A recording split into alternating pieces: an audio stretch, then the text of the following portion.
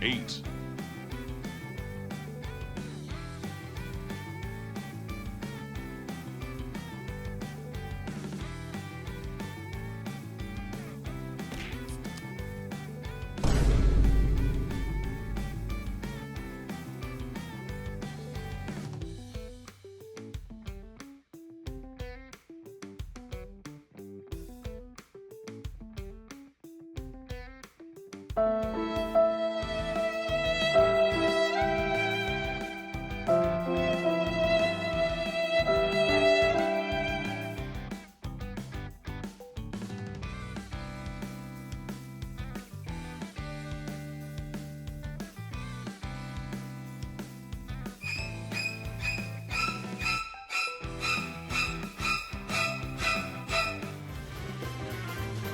Hi, everybody.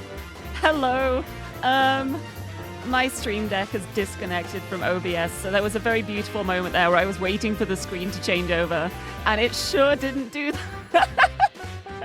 But hello, everybody. Happy Tuesday. Tuesday again, no problem. I can deal with this. Everything is fine. I didn't wake up late. I didn't have to update OBS. I haven't got everything broken. Those are all lies. But don't worry about it.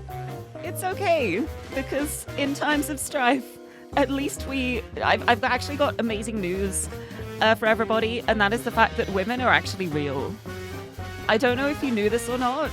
It's not just a video game thing. Women are real, and we can enjoy them every day. A little part of me was like, you know what if I do like a Women Wednesday stream? But then I was like, I don't know when the Fall in Love Festival is ending. And also tomorrow is the start of October, which is the start of Spooky Month. And I have a visual novel I'm going to be playing for Spooky Month. But I don't want to do 2 visual novel streams in 1 week, because the last time I tried that, I couldn't speak afterwards. I know, right? Isn't it incredible? Isn't it so good? Women are real, and some are my friends. It's so wild. Anyway, this is an incredible start to the stream. Hello, everybody! Welcome to the Mysterious Thief Forget-Me-Not. This is one of the games from the showcase from last Friday. And when I saw it, I was like, ooh, I want to play this game. And then I very kindly was reached out to with a free stream key, a Steam key for stream. Keys and stream and Steam, and these words are too similar. It's like when the Steam Deck came out, and I was like, I have a Stream Deck, does that count? The words are too close. I don't like it. But yes, I very luckily managed to get a free key for this game, which I am over the moon about. I am so happy. Thank you so much to Solar Protag for giving me the key for the game. It's so good. But yes, I'm going to do a pinned message, though, by the Mysterious Thief. Forget me not now. And I'm going to link the Steam page. There we go. So if anyone else is enjoying my adventures in this game as I play, it is on sale. It is on sale as both part of the festival and also part of the Steam Autumn stuff that's also happening. There's too many games on sale. I'm in trouble. But yeah, it's 20% off. And honestly, just from the little bits I've seen already, I'm pretty certain it's going to be worth it. It looks so good. It looks so fun. But I am so excited to check this out. It's one of the ones that immediately caught my eye because I am such a sucker for this kind of style. Like the whole like Phantom Thief stealing gems and also hearts along the way. I mean, I think it's like kind of obvious from my outfit right now as well. Like the whole design of this was very... This was meant to be my magical girl outfit. And as I was brainstorming magical girl designs, I was like, I feel like I'd be more of like a... Like either like the rival or the friend. Like the mysterious like princely type swooping around with a coat. A cloak. I can't speak. I don't know how to speak today. This is really not going to bode well for reading. You know what I need to do? I need to have that hydrate that I forgot about because of OBS messing up immediately. Also, I am Noir VN. Thank you so much for the follow as well. Welcome on in. Glad to see you back again. Glad you decided to come back. Thank you for stopping in. I've got my Ultra Mango today, except it's kind of Woman Go today. Or Mango, Woman Stay. I don't know. Everyone can stay. Everyone can appreciate women. Thank you for the hydrate. I'm actually going to have 2 sips because I think I need it today. Man, I keep just jamming out to this music. The music's so good.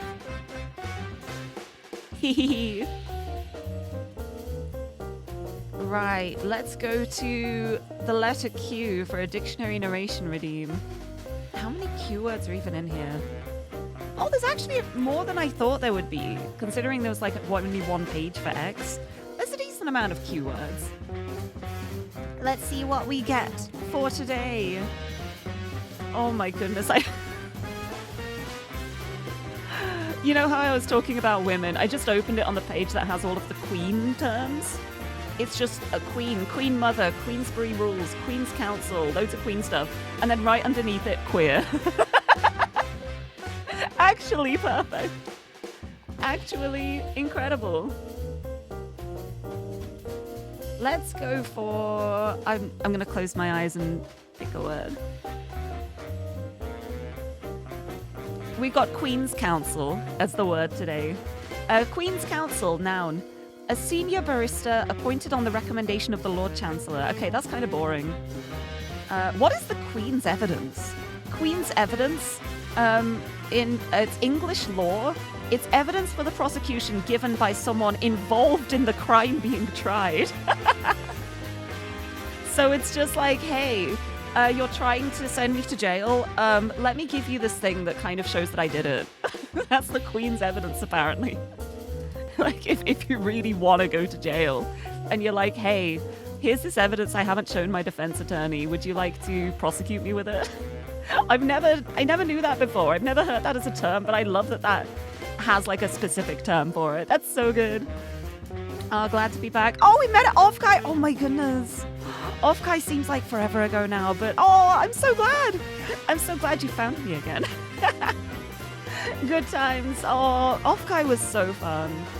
I would love to go again. I mean, I guess we'll see how my 5th anniversary stuff goes. But yeah, thank you for stopping in and thank you for the follow. Yeah, incredible. Just, yeah, I want to get a really solid case against me.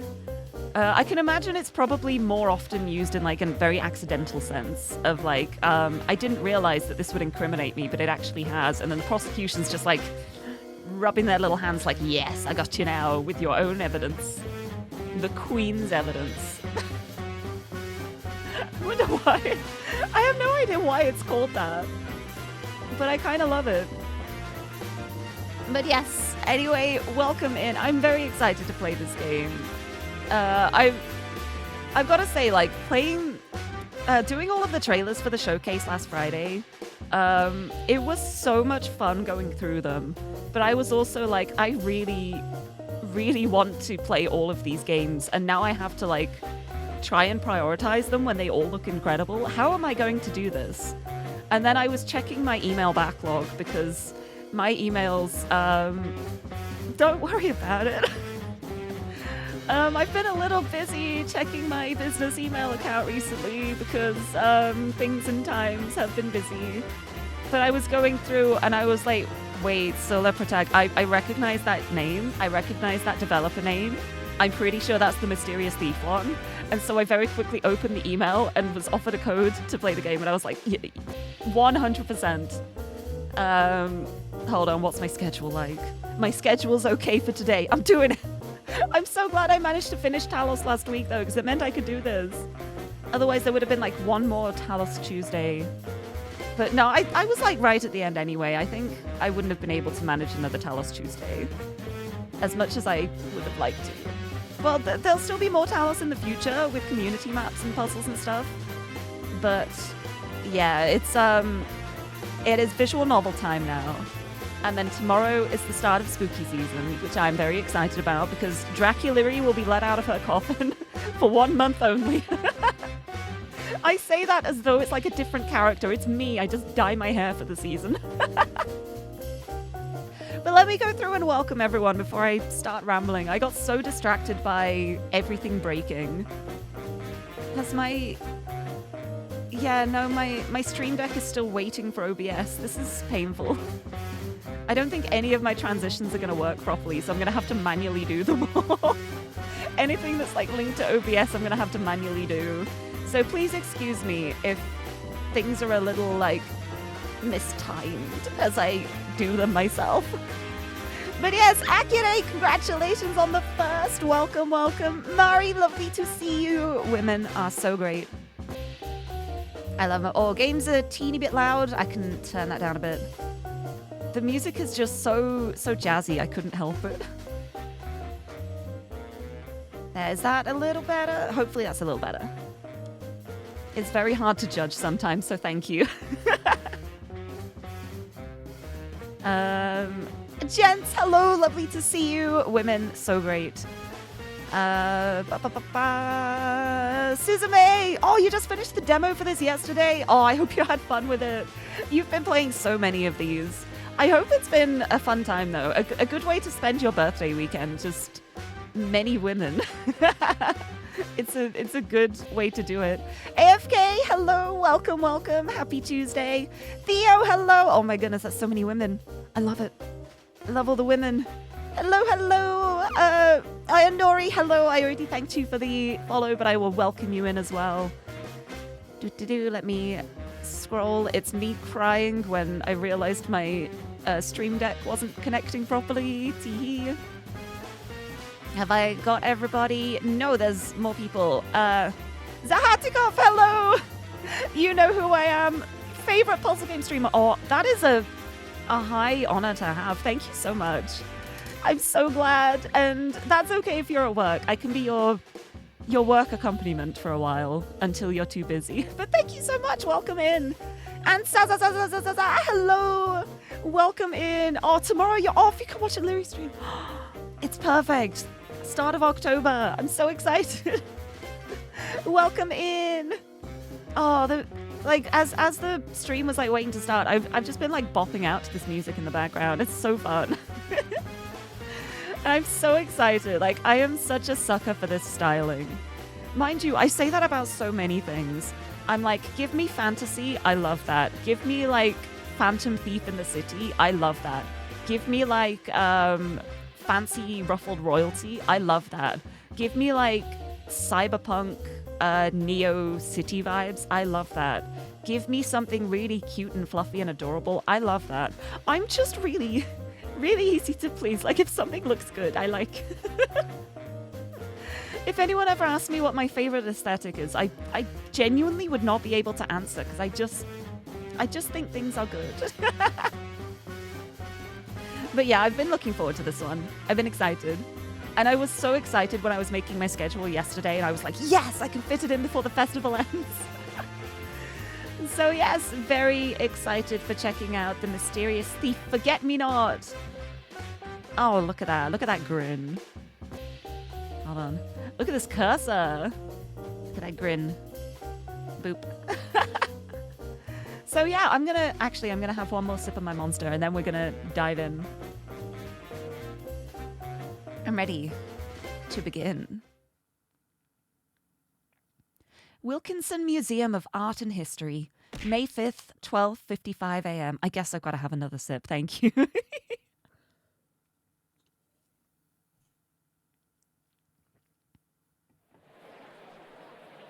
This is TTV News, coming at you live for Forget-Me-Not's latest heist. The infamous Phantom Thief's target this time is the Sunrise Glow, one of Europe's largest topazes. Everyone's cheering on the thief. This is the best thing. This is what I would be doing. This is me. The museum owner and curator, Sir Wilkinson, received a calling card from the aforementioned thief just a few days prior. Oh, prior. I can speak. I have words. Oh, I'm having another sip. I just kind of croaked that last one. At 1 a.m. on the 5th, I will shine down upon the sunrise glow, is what was written on the card. We'll keep you updated until the time mentioned, sending it back to the studio for now. As the feed switches back to the main station, I turn off my phone and look down at the ever-growing crowd at the foot of the museum. I can't whistle well. What a crowd. I can't whistle. This is embarrassing. Hold on, wait. Wait, I've got a better idea.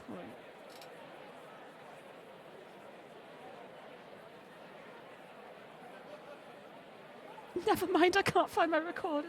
Just let it be known I was going to play the recorder and it was going to be really funny. It would have been a great bit, but I don't know where I've put it. What a crowd. Those newscasters always do such a good job of talking up these heists. Just the way I like it. The walkie at my hip beeps while I'm lost in thought, bringing my attention back to answer the call from the other end. How's everything looking down there? Breaker's been prepped, the jewel's been double-checked, everything's as smooth as can be, kid. Perfect. Good work. This is gonna be great. Don't get too cocky now. No worries, I'm just ready to have some fun. Everyone, listen up. Our conversation is interrupted by the very loud and just as commanding voice of the detective below in the gallery. Speaking of fun... Hi. We've only got a few minutes left before that damn thief attempts to steal the jewel. Station yourself at every possible entrance they could even think of using and notify me of anything suspicious. Do I make myself clear? Yes, sir! On cue, after the detective's little pep talk, the officers spread themselves out around the vicinity, hoping to cover every entrance and exit they can with their numbers. Someone seems motivated tonight. I'm in position. Ready to go when you are, kid. All right, wait for my signal. Got it. I look back out to the crowd, banners, flags, and posters in hand, starting to count down to the hour. 10, 9. With a little stretch, I hop on over into position. I guess that's my cue. Yeah, every time I hear it, I'm like, that sounds like sticky keys. It sounds like I've pressed shift too many times and my computer's about to get angry at me. It is. It sounds just like it. I made sticky keys, sticky fingers to grab onto a jewel and not let go. And tee-hee. I guess that's my cue. Let's give these people the show they're looking for. 8, 7, 6, 5, 4, 3. Oh, I love this art too. 2. Oh, hello. Hello. Someone on the inside. Perfect. 1. I love that grin. I love that grin. Showtime. In the sudden darkness, the officers stationed inside the exhibit share worried looks and whispers with any neighbors they can see. Everyone, stay calm. This is just one of their tricks. With an annoyed look on their face, the detective pulls out their radio in one hand, while the other pulls out a flashlight to see around them. What's the situation in the breaker room? Sir, the breaker's been tampered with. It doesn't look like we can get it up on our own. There's probably a remote switch connected to it that the thief is using. That damned... I want that breaker up and running immediately. Forget-me-not could be here... Any minute. Right, detective? Oh, I love this so much already. My apologies for the late start of tonight's show, ladies and gentlemen. They're here! Forget-me-not! Letting out their pent-up anticipation, the crowd goes absolutely wild over my entrance. The vigor and enthusiasm of the crowd outside is a stark contrast to the mood of those inside the museum, as the detective and their men surround me. Forget-me-not! We've got you surrounded! Give yourself up! Yeah, I don't think that's the plan somehow. Also, Shogun, hello! Welcome, welcome! And Thermo, welcome! Greetings! Welcome on in. Forget-me-not! Sign my baby! So good. Yeah, fittingly in front of a painting with a spotlight. It's so good. I'm just like nosying in the background too. Oh, it's so fun to look at. Yeah, I don't think Forget-me-not is giving up anytime soon. Good evening to you too, Detective O'Malley. So overjoyed by my presence as always, I see. And you're as cocky as ever. Even you must realize that you have nowhere left to run in this situation. My officers have the breaker room secured after your little stunt just now. You won't be able to use your veil of darkness to escape like in the past, thief.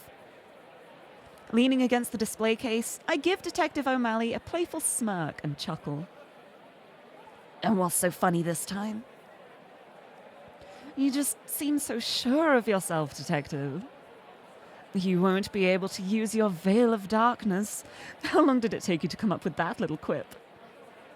You hardly have a leg to stand on here, magician wannabe. True. But who's to say that darkness is the only way to make an escape? What? Every single scene, I'm just like grinning. I just have a silly grin on my face every time I see Forget Me Not. K-drama gumshoe, oh my. Hi, Cormac. Oh, so good. Oh, she's so good. I love this already. With a little tap on the glass, I turn my attention to my target before me. Isn't that right? Sunrise glow. Just flashbang them all, okay? The opposite of darkness. Hey! Quick, cover your eyes! Once the harsh light fades, Detective O'Malley and their men start to slowly open their eyes. Those that didn't make it in time start rubbing them to subdue the pain. Phew. Is everyone all right? I think so. Oh, my eyes. Sir, the jewel! I have taken the sunrise glow. Forget me not. That's such a cute card, too. That damned... Forget me not! I'd say that's a heist well done. Chapter 1, Desiree. Hello. Far away from the sounds of sirens and the cheering crowd, I finally make it back to the quiet little attic I call home. Good work tonight.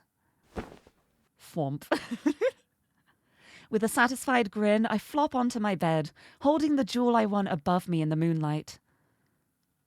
Careful you don't smack yourself in the face with that thing, kid. Oh, hi! Hello, quote-unquote, police officer.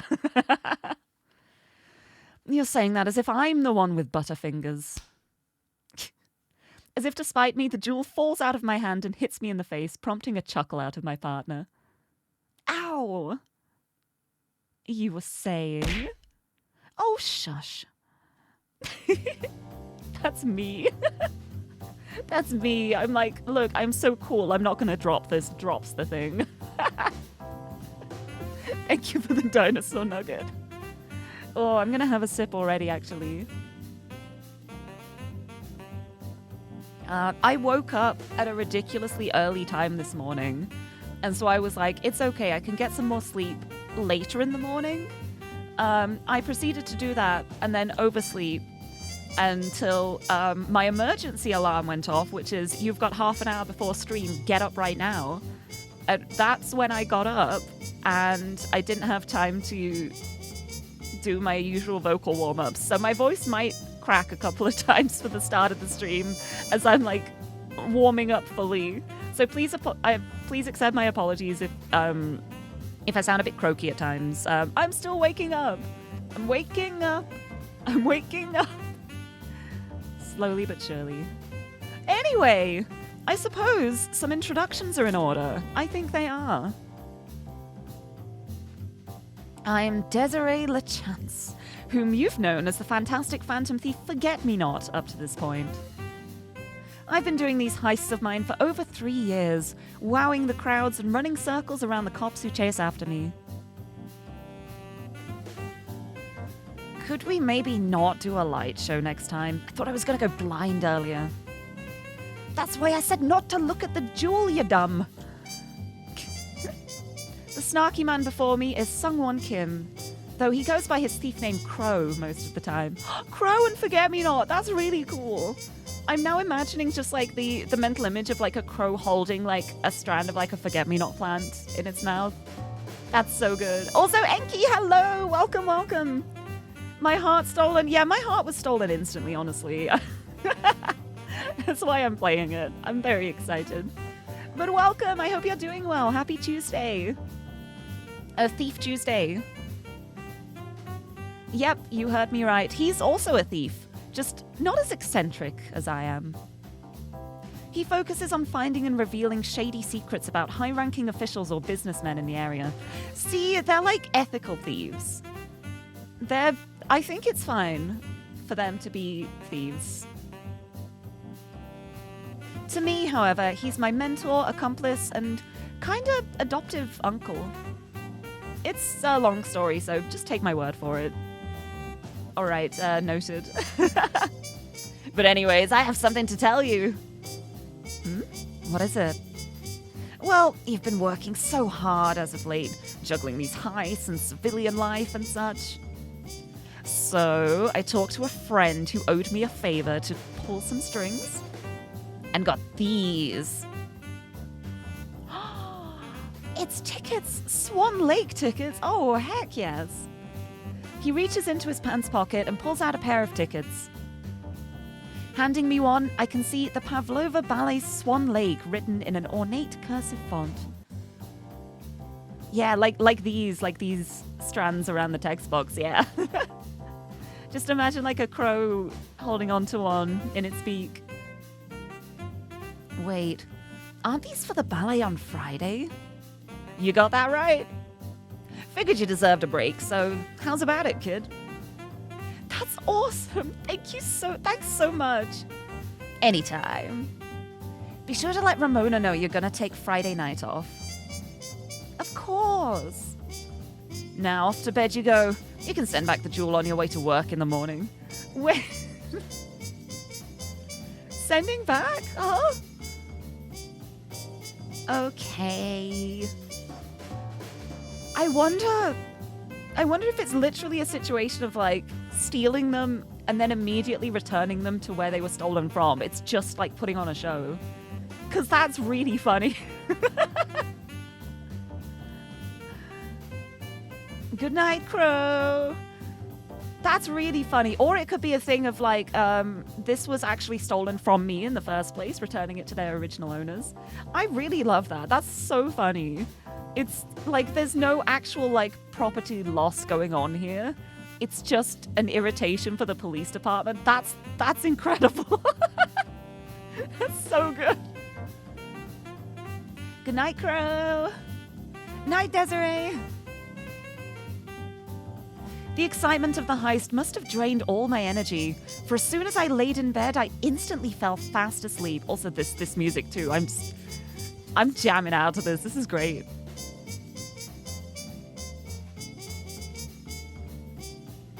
Yeah.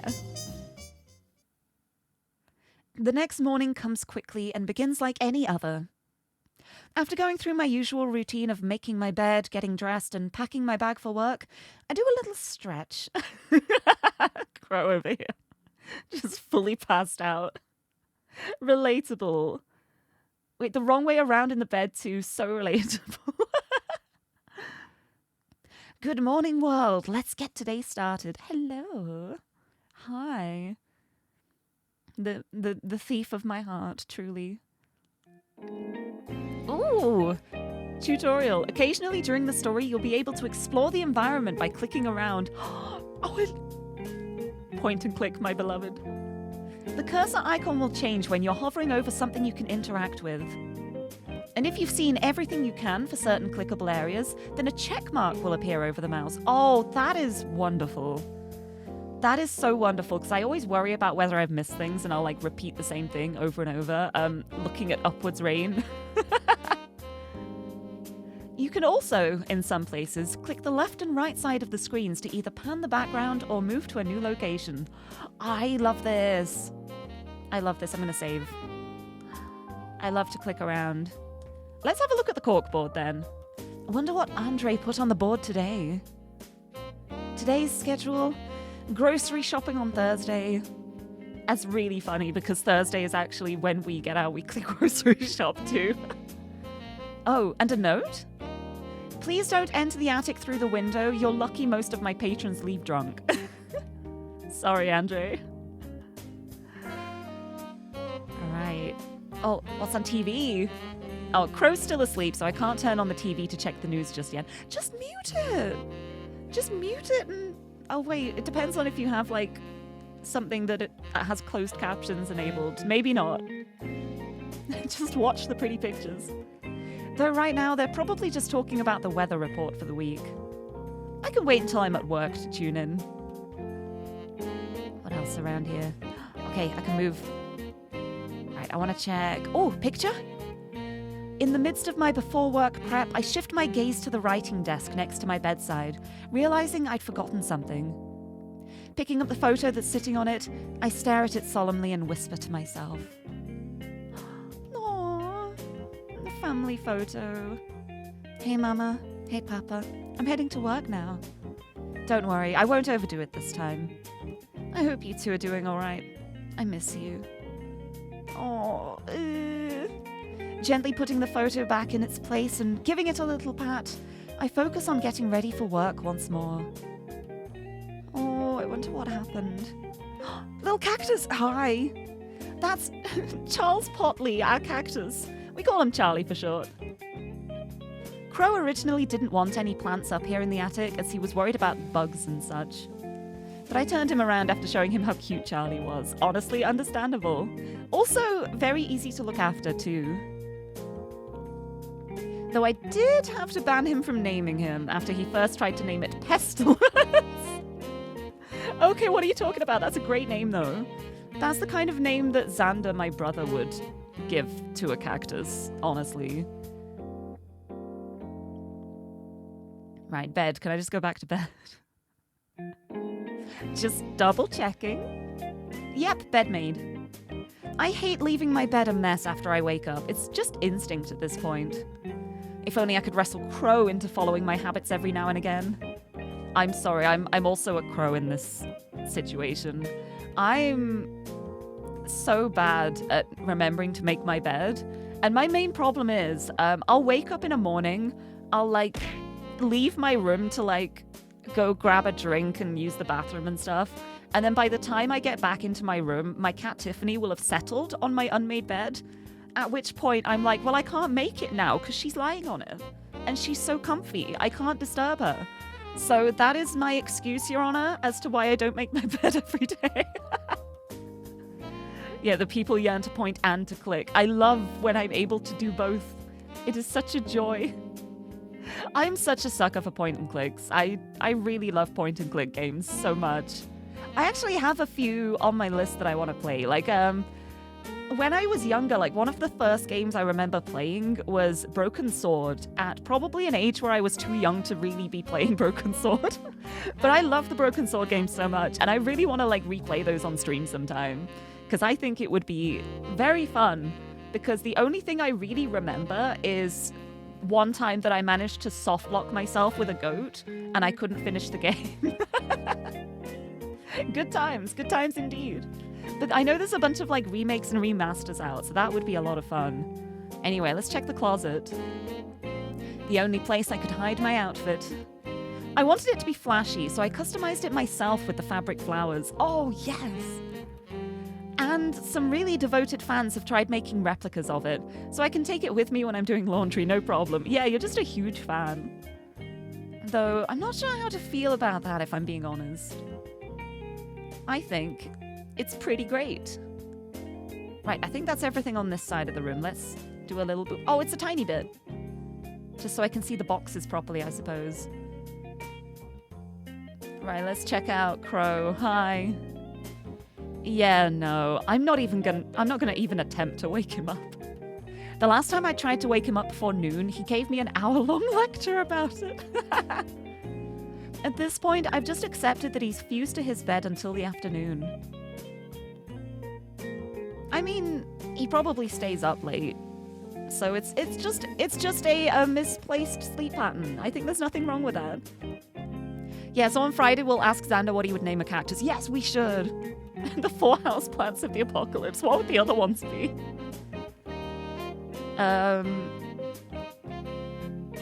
Which one would be famine? Which one would be war? Okay, war would be probably like a... No, it wouldn't be a houseplant. I was going to say like a stinging nettle, but I don't think anyone willingly brings nettles into their house. Famine could be something like a sprig of mint or something, a mint plant. What's the other one? War, famine, pestilence, death. Oh, death. No, I think like famine and pestilence is like the same. No, it's not. No, it's not. They are very different. What am I on about? I don't know. Which one would be death? I don't know.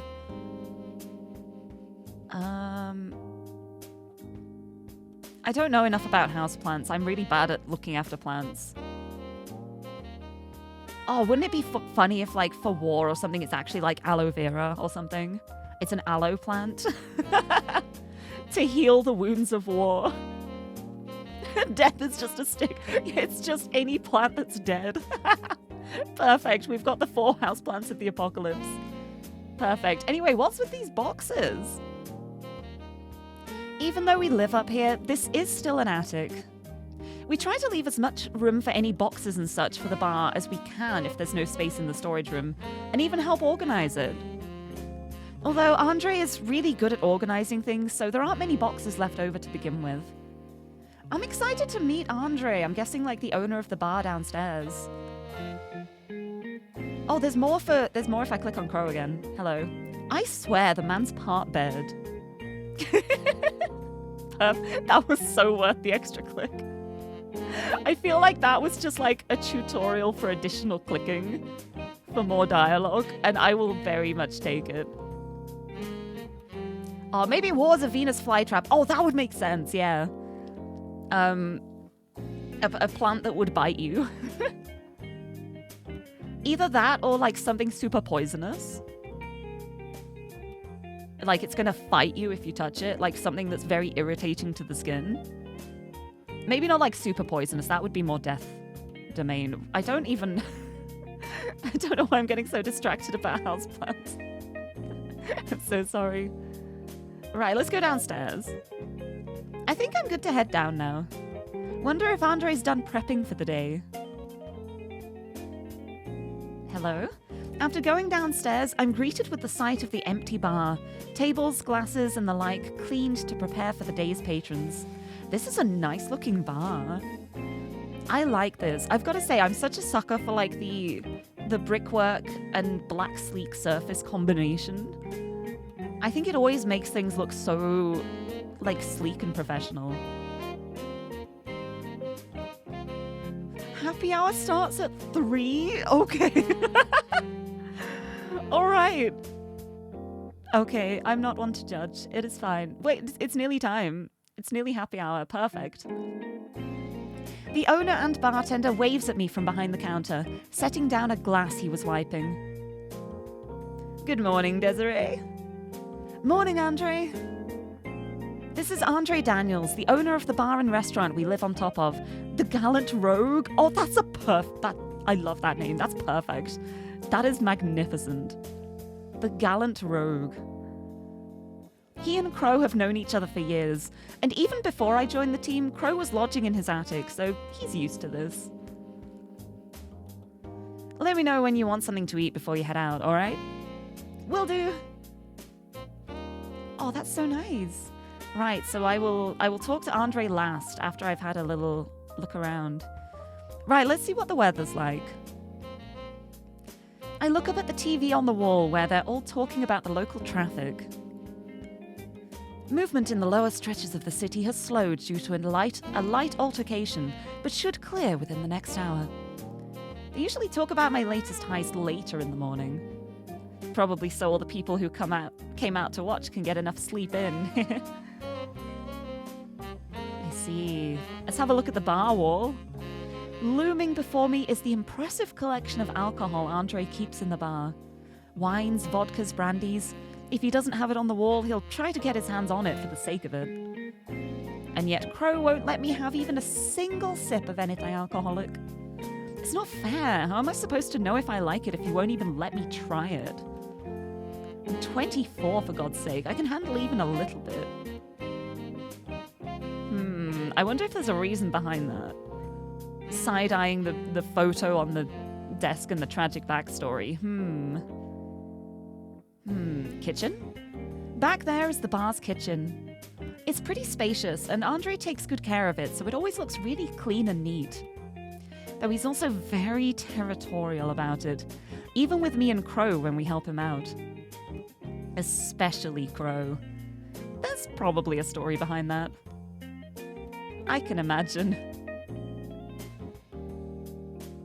Can't sit down. Oh, I can look either side, though. Let's check out the menu. Yeah, Crow is Bedman. Bedman doesn't need a cape because the sheets are enough. Yes!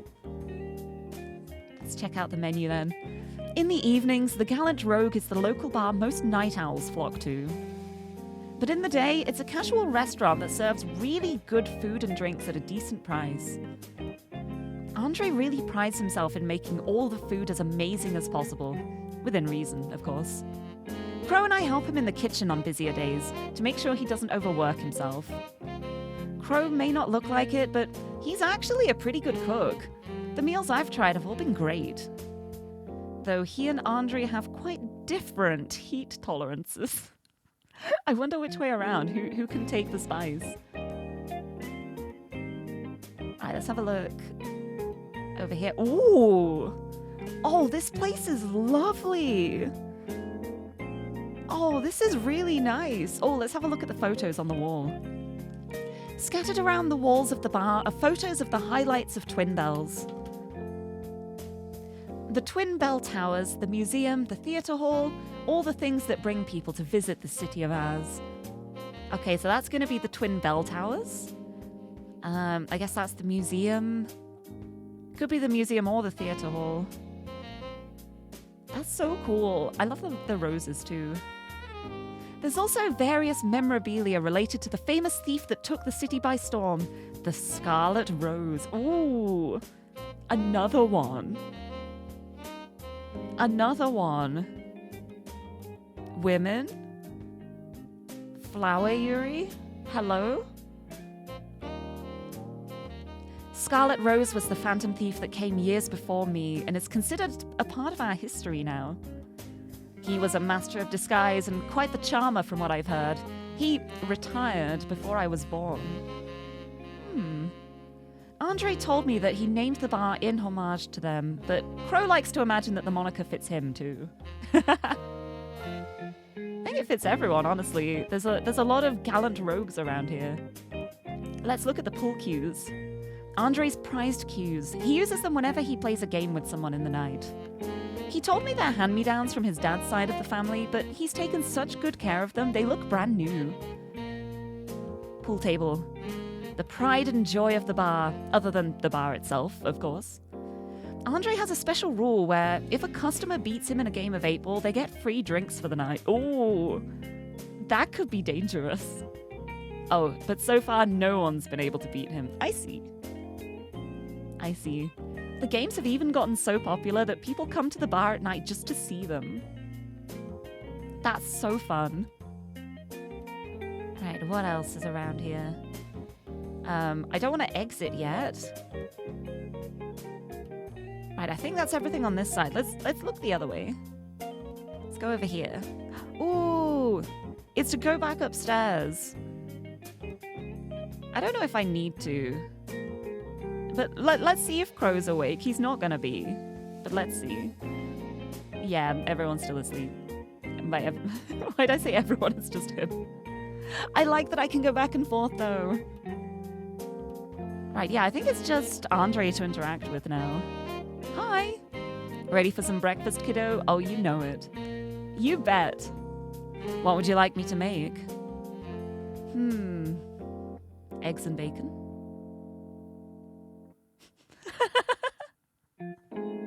Do you like waffles? Yeah, I like waffles. Do you like pancakes? Yeah, I like pancakes. Do you like French toast? Yeah, I like French toast.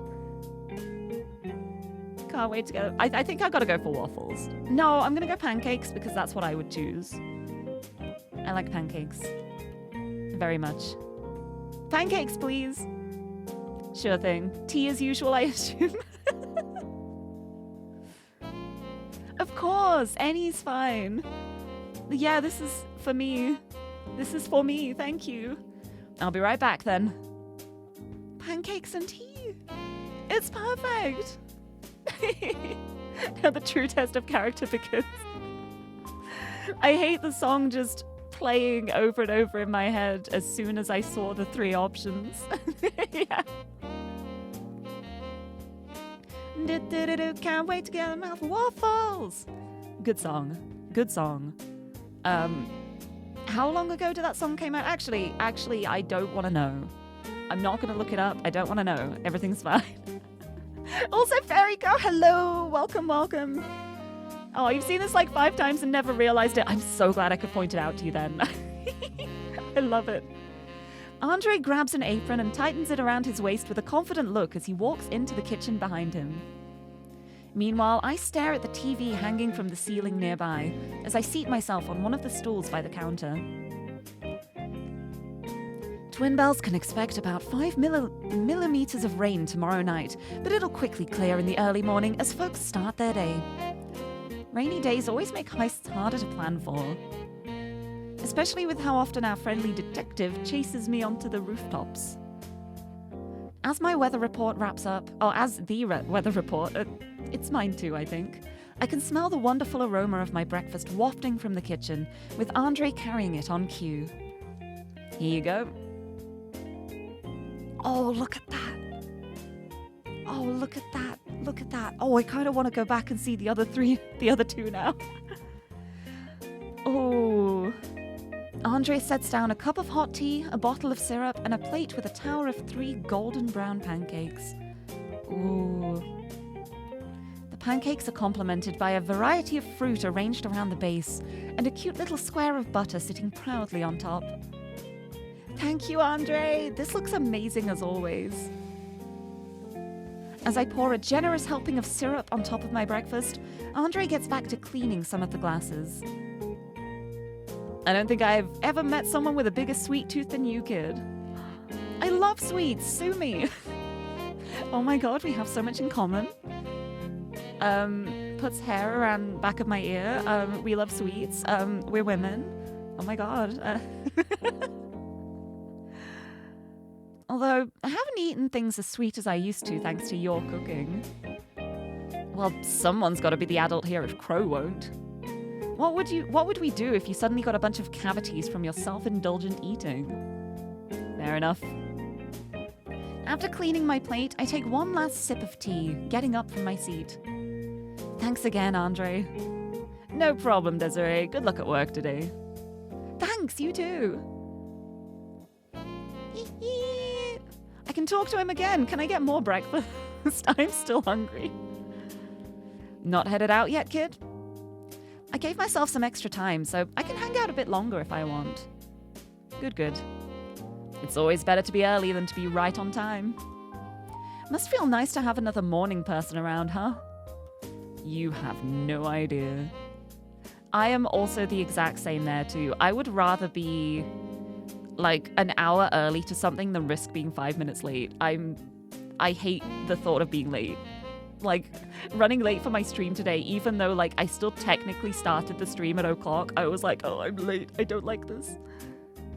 But yeah, I think that's everything then. I think we can head out. Actually, you know what I'm going to do before we head out? I just saved the game. I'm going to load this. I want to try the other breakfast options. I want to see what they're like. Just have a little skip. Let's do waffles. I'm in the mood for waffles today. Sure thing. Tea as usual. I guess that's the same. And then, yeah, look at those. Oh, maybe I made a mistake with the pancakes. That looks really good. I'm greeted by the sight of 2 large golden brown waffles sitting on the plate before me. Not only are they topped with powdered sugar and a variety of fruit, but sitting next to them is a perfect swirl of whipped cream. With a stuffy fake accent, Andre sets down my breakfast. Will you be taking that with or without chocolate today, miss? Not today, good sir, not today. We both share a laugh as I start to carve my way into the food before me. Meanwhile, Andre pulls out a notebook and starts scribbling something in it. Making a list for the day? That's right. I've got some shipments coming in to restock the freezer, so I need to make sure everything is accounted for. It works out well that they always show up after Crow finally wakes up. That man would probably sleep for a week if he wasn't motivated by your cooking to wake up every day. I still cannot believe he used to have a 9-to-5 job. I have some old pictures of him from then if you want to see. Yes! I want to see. No way. Did he wear a suit? Did he comb his hair? Yep, and he looked like such a scrub. That's amazing. You have got to show me these pictures when you get the chance. After clearing my plate, I take one last sip of tea, getting up from my seat. Thanks again, Andre. No problem, Desiree. Good luck at work today. Thanks, you too. Actually, maybe this is the run I keep. Maybe this is the save file I keep. I like that knowledge. But yeah, I'm loading again. We're gonna see the French toast one. I am ready for French toast. How's about some French toast? Sure thing. Tea as usual? Yep. Let's see what this is like. Oh, why do they all look so good? Can I just have all of them? Can I just have all 3 of them? They all look really nice. Oh, you're a waffles girly yourself? See, I don't know. I'm gonna sound so British right now. I like crumpets. Crumpets for breakfast are like one of my favorite breakfasts to have. I'm a big fan of like a couple of crumpets in the morning. Just stick them in the toaster, put a little bit of butter on them. Buttered crumpets. It's a really nice breakfast, and it's so easy to do as well. Oh, thank you for the hydrate too. I will have a sippy of my drink. And oh, Saza, I just spent $33 on Steam. Good, yes, get the games. Jester, hello, welcome, welcome. A thief would be able to steal a disturbingly large amount of your belongings if they were cute enough. Honestly, yeah. Yeah, me too. Oh, I converted you to crumpets. I'm so glad. When I came over for Off Guy, one of the things I brought were I brought crumpets, I brought hobnobs, and I brought curly whirlies. And it was so funny when I was mentioning, and people would be like, "Those are not real things. You are making those names up. There is no way that you're bringing hobnobs and curly whirlies." And I was just like, "No, they're actual things, and they're really good." And now I have upset people because they want more of them, but they don't live in the UK. But yeah, I was like, not only do I want to bring nice things, I also want to bring the things with the funny names because it is funny. But yeah, everyone, whenever I mention hobnobs, everyone's like, that's not real. That's some weird fantasy thing. You are making that up. But they're really nice. I love hobnobs. They're like, hold on, I'm gonna get a picture.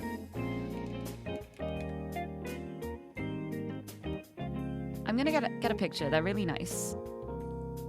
Let me save this. Oh no, don't be a webpie. Please don't be a webpie. There we go. I think this image may be large. We will soon see. Here. Oh, it's not as big as I thought it would be. These are hobnobs. They're oat biscuits. Or cookies. Oat cookies, I guess. It feels weird calling it a cookie. But yeah, hobnobs are like oat biscuits. Biscuits in the British sense. It just feels weird calling it a cookie. That cookies to me are like the big round chocolate chip things. But hobnobs, I always go for the milk chocolate ones because I feel like on their own, they're not super great, but like with the chocolate on top as well, they are so nice. They are so nice. They are lovely. And it's always like my main snack that I offer to people. Hobnobs and curly whirlies. Do I already have a picture of curly whirlies? I'm pretty sure I've shown them on stream before. Maybe not. Here we go. Save image. Let me show you curly whirlies too. Very important. Here, this is a curly whirly. They're like caramel chocolate sweets, and they are so nice. They are so yummy. And they're really nice because they're really chewy as well, so when you're eating it, it takes so much longer. It lasts me so much longer than a regular chocolate bar does because I just keep chewing on it. They're super chewy. But they are so nice, and I always bring hobnobs and curly whirlies when it's like, hey, you want to try British snacks? Here you go. And it's also Cadbury's chocolate as well, so you know it's going to be good. But yeah, curly whirlies and hobnobs and crumpets. The the British staples.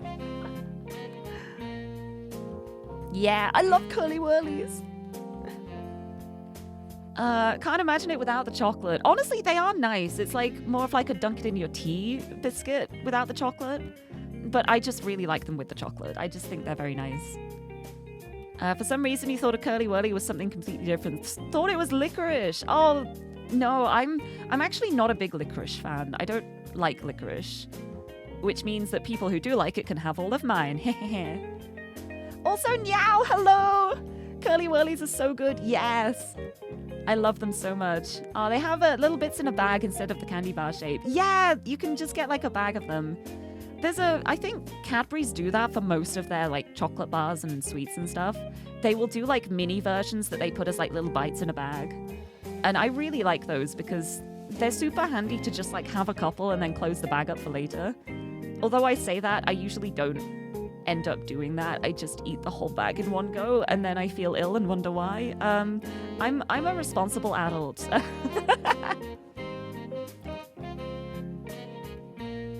Yeah, oh, here you have some sort of twisty licorice stick with red lines running up it, and that's always what you pictured. Oh, that's so interesting. Yeah, we have those too, like the poles, like the twisty poles. Yeah, we have those over here too, but I don't think there's like a specific name for them, at least not that I can think of. But no, curly whirlies, chocolate and caramel, they're really nice. Anyway, back to this. Andre sets down in front of me a plate with 4 neatly stacked triangles of French toast. Topped with powdered sugar and syrup, the golden brown slices are arranged with a variety of fruit to balance out the sweetness. Bon appetit. You tried. My apologies, miss, my father's side is part French. I'm just saying. Thank you regardless. As I dive right back into my breakfast, Andre goes back to cleaning the tableware and cutlery, wiping off every little blemish he can see. So, do you have another heist planned? Not yet. Nothing's caught my eye so far. Though, knowing Sir Wilkinson, he's probably got his eyes on another rare jewel to add to his collection. It almost seems like the old guy is doing this because he knows you'll try to steal it. I mean, it's probably good publicity for him too, to be fair. Hey, you gotta entertain yourself in retirement somehow. Fair enough. Bam, bam, bam. Yeah, I think what I'm gonna do is I'm gonna load this one. We're settling with waffles as the canon answer because I got that, the information about Crow having a 9-to-5 job, and I think that is the most fun. When the game gives you an excuse for your bad French. I love it! Excusez-moi, s'il vous plaît, bon appétit. What is sorry in French? It's like, je suis désolé. I don't actually know, like, if there's a casual term for sorry. I'm really bad at French. But I'm not that bad at French. Like, I do know how to speak a little bit of French. I was mispronouncing just now on purpose. Please don't think that's how I actually speak French. Bonjour. Je m'appelle Lirie.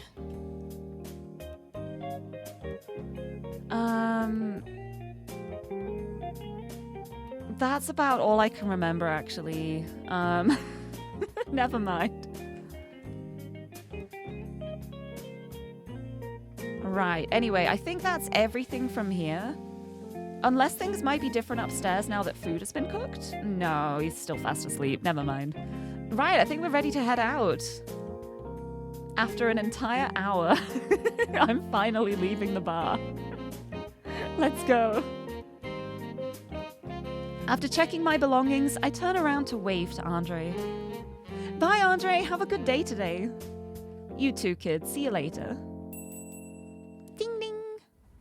That's such a cool sign, too. Look at that. Oh, I love that. The Gallant Rogue is such a cool name. Hello, hello, hello. As I step out of the bar, I'm greeted by the sights and sounds of is it Sidewind or Sidewind? I feel like Sidewind would make sense. Sidewind Avenue in its morning routine. The shops opening their doors, people commuting to work, and the slow start of what is normally a bustling street. I can still look around here. Oh, I'm so spoiled. This game is going to take me forever to finish. I love being able to click on things.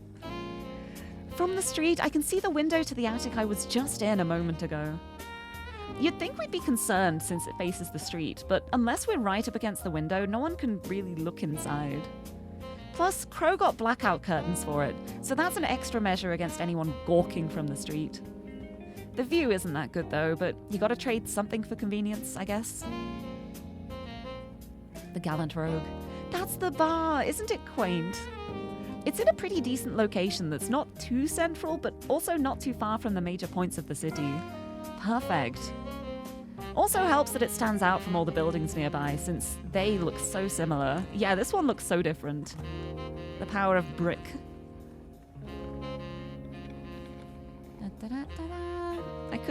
I wonder if I can just go right back in again. While I'm still here, I check my bag to make sure I have everything I need. Uniform, my lunch and phone. Yep, I've got everything. As much as I'd love to just chat the day away with Andre, I've gotta head to work.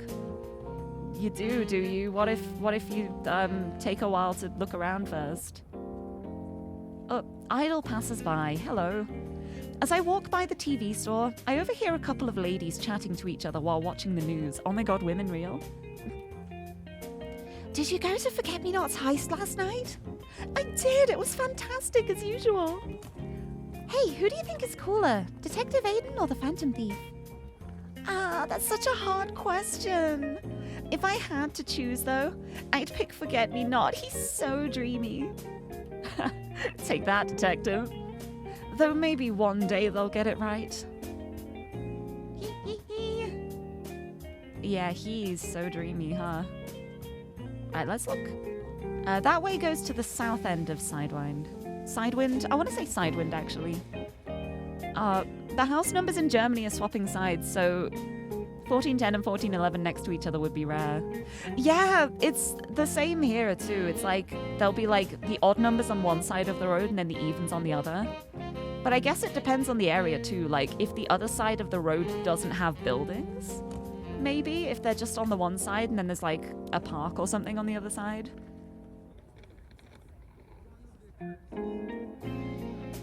If you take about a 15-minute walk, you'll reach the business center of the city. But I don't need to go there. Work is up the north end. But I want to go there. Okay. All right, I think that's everything. There's just a black flag. It's just plain black. Are they okay? Whoever put this flag up? Is everything all right? Boop. The sweeping clerk. Let's say hello. As I walk by the local bakery, I'm greeted by a clerk sweeping near the door, waving at me with a big grin on their face. Good morning, Desiree. Morning! Getting everything ready for the day? Yep, we're just about done the early morning prep. Oh, speaking of, boss told me to give you something when you came by. One sec. They duck into the store for a quick bit before coming back out with a choux pastry. Yes, thank you. You're welcome. Boss said you love these things, so he made an extra batch in case you wanted one today. There's so much food. There's so much food. I'm already hungry. You can tell him that he can expect me to drop by for that batch after my shift, and that's a promise. With a chuckle, the clerk gives me a nod and then returns to returns to the sweeping they were doing. I got a choux pastry. This is the best. This is the best. Right, I think that's going to be to continue. It's how it works in some places in the US, but not all. Oh, I see. So subdivision suburbia tend to alternate sides, but downtown areas might be more likely to count up directly on one side of the street. I guess it makes sense, especially when it's more like business related, to have the numbers be like in numerical order to make it easier for like business deliveries. It makes sense. Right, I guess we're going to the north end now. This way goes to the north end of the street, and that's where work is. I should get going so that I have more than enough time to prep once I get there. Let's go! Is that a TARDIS? Hello. After a bit of walking, I make it to the north end of Sidewind Avenue. In that time, the city started to wake up a bit more, as people are beginning their regular work days around me. There's a cat, there's a cat, there's a cat, there's a cat, there's a cat, there's a cat, there's a cat, there's a cat, hello, there's a cat. There's a cat. Okay, okay. I'll soon join them as I finally see my destination right in front of me. The flowers? The flower shop? Wait, that's perfect.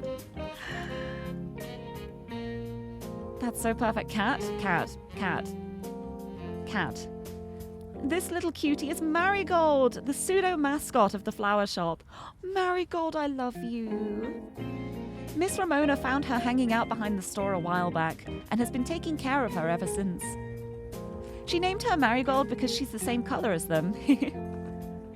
Upon seeing me get close to the store, little Marigold struts toward me and lets out a big meow for attention. No!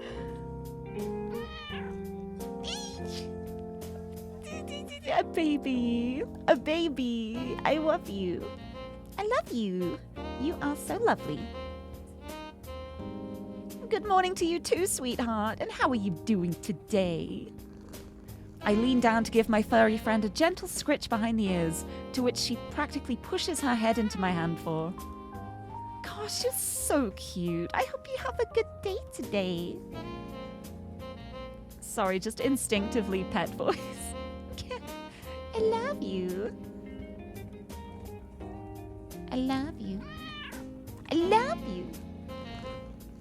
I love cats. Right. Oh, but it's just back south. I can't interact with the TARDIS. Or you, or you. That's going to be to go inside. Let's look at the sign first. Greeting me in this part of the street is Ramona's Flowers, the flower shop I work at. Its rustic aesthetic is a favourite sight of many, and it's the main shop a lot of locals go to for their floral and decorating needs. Miss Ramona's shop also offers flower telegrams, so we get a lot of business during Valentine's and other holidays.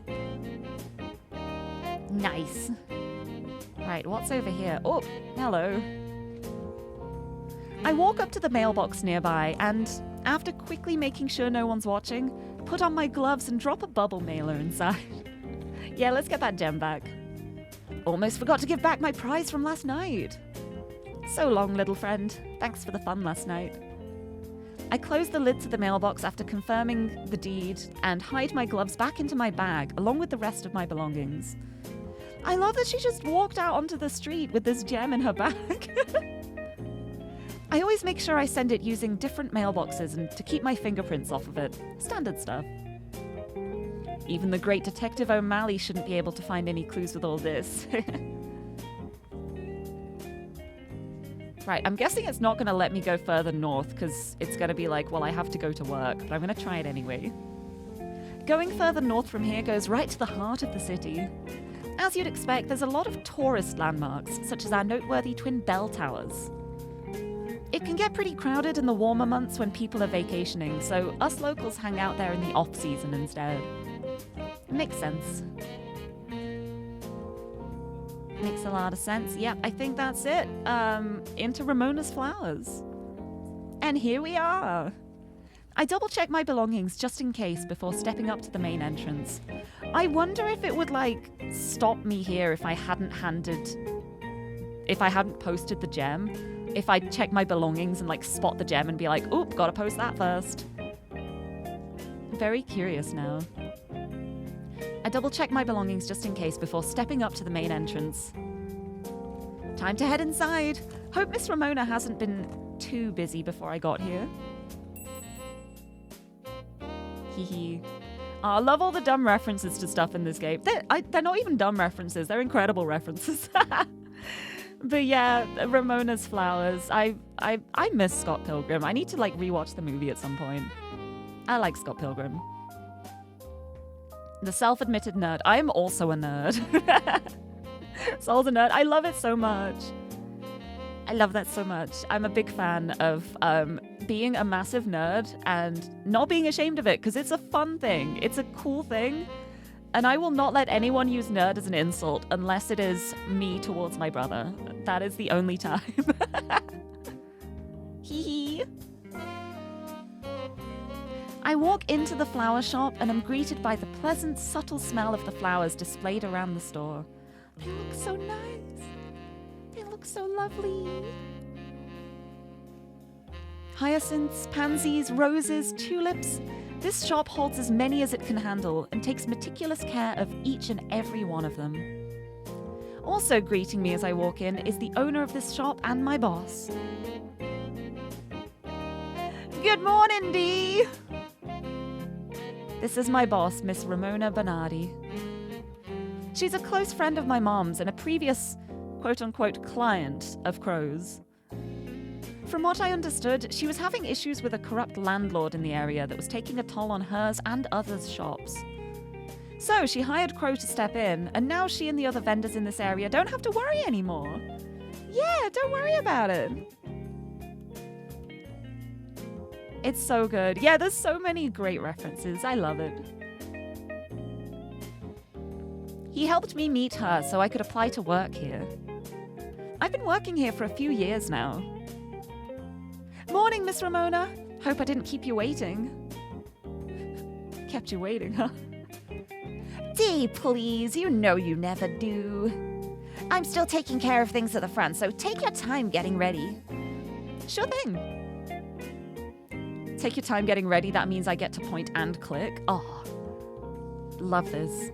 Love this. Let's look at this display. Sitting elegantly right in the middle of the store is Miss Ramona's flower display. A handsome variety of plant life is arranged in an appealing manner.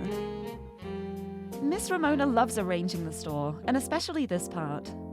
Part of the reason she opened a flower shop in the first place was because of all the flowers she could arrange. She says that the best way to keep people interested in the store is to switch out the plants with each season. I mean, it makes sense. Flowers are seasonal things. Last summer, she got her hands on some really pretty bamboo and went all out with displaying it. Shame I couldn't get my hands on it before it flew off the shelves. It was so pretty. Can imagine it would be. Window? The morning light shines brightly through the window, and through it I can see the building next door. Amazing views. The shop's not in the best location, but Miss Ramona's hoping to move it somewhere more open.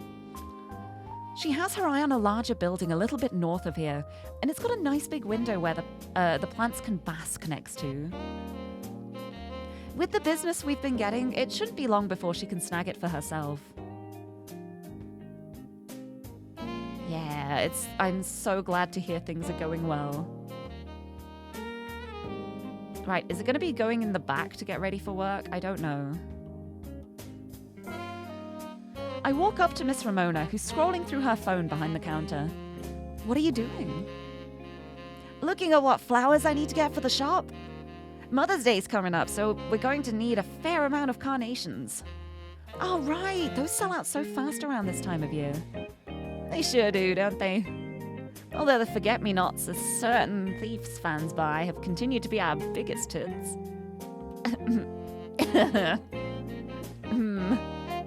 Yeah, funny, huh? Anyway, let's get to work. Am I ready to start work? I don't know, am I? Maybe I say no. I've still got some time to poke around a bit. No, I think I am ready for work. I just wanted to say no. Yeah, let's start work. Guess it's time to get started. A bit later. Jim Doot. Look here. We got 8 Jim Dooted. Hi, Tim. Welcome. Welcome in. Welcome to Ramona's Flowers. Oh, it's so nice back. Oh, I love the balloons. Oh, I want that one, the pink one. Oh, they've got everything here. They've got the ribbons on the little spools. I love that. Every time I used to go to like garden centers with my nan when I was younger, I'd always see like a whole section for like the flower arranging, and they always had these little ribbons on spools, and every time I went, my nan would just be like, "Do you want a ribbon?" And I'd just get like a meter of whatever random ribbon caught my eye, and I would just play with it like a cat, I suppose. Just being like 5 or 6 years old, just like, oh, pretty ribbon. I just got like a ribbon for no reason. But I love ribbons. And now on to our next story. Late last night, the infamous thief Forget-Me-Not fiendishly stole yet another priceless exhibit from the Twin Bells Museum. As the newscaster recounts my escapade from the other night, a huge smirk appears on my face while I work on my next bouquet order. The infamous thief fiendishly stole yet another priceless exhibit. They always give me such high praise. Be careful not to let your ego grow too much, otherwise your pretty little head will turn into a blimp. I turn to see Miss Ramona carrying 2 cups of tea from the back office. She sets one down next to me and takes a sip from her own as she sits across the table. Haha, very funny. How in the world did you turn into such an attention seeker? Is it wrong to be proud of your accomplishments? Miss Ramona gives a little chuckle before taking a sip from her tea.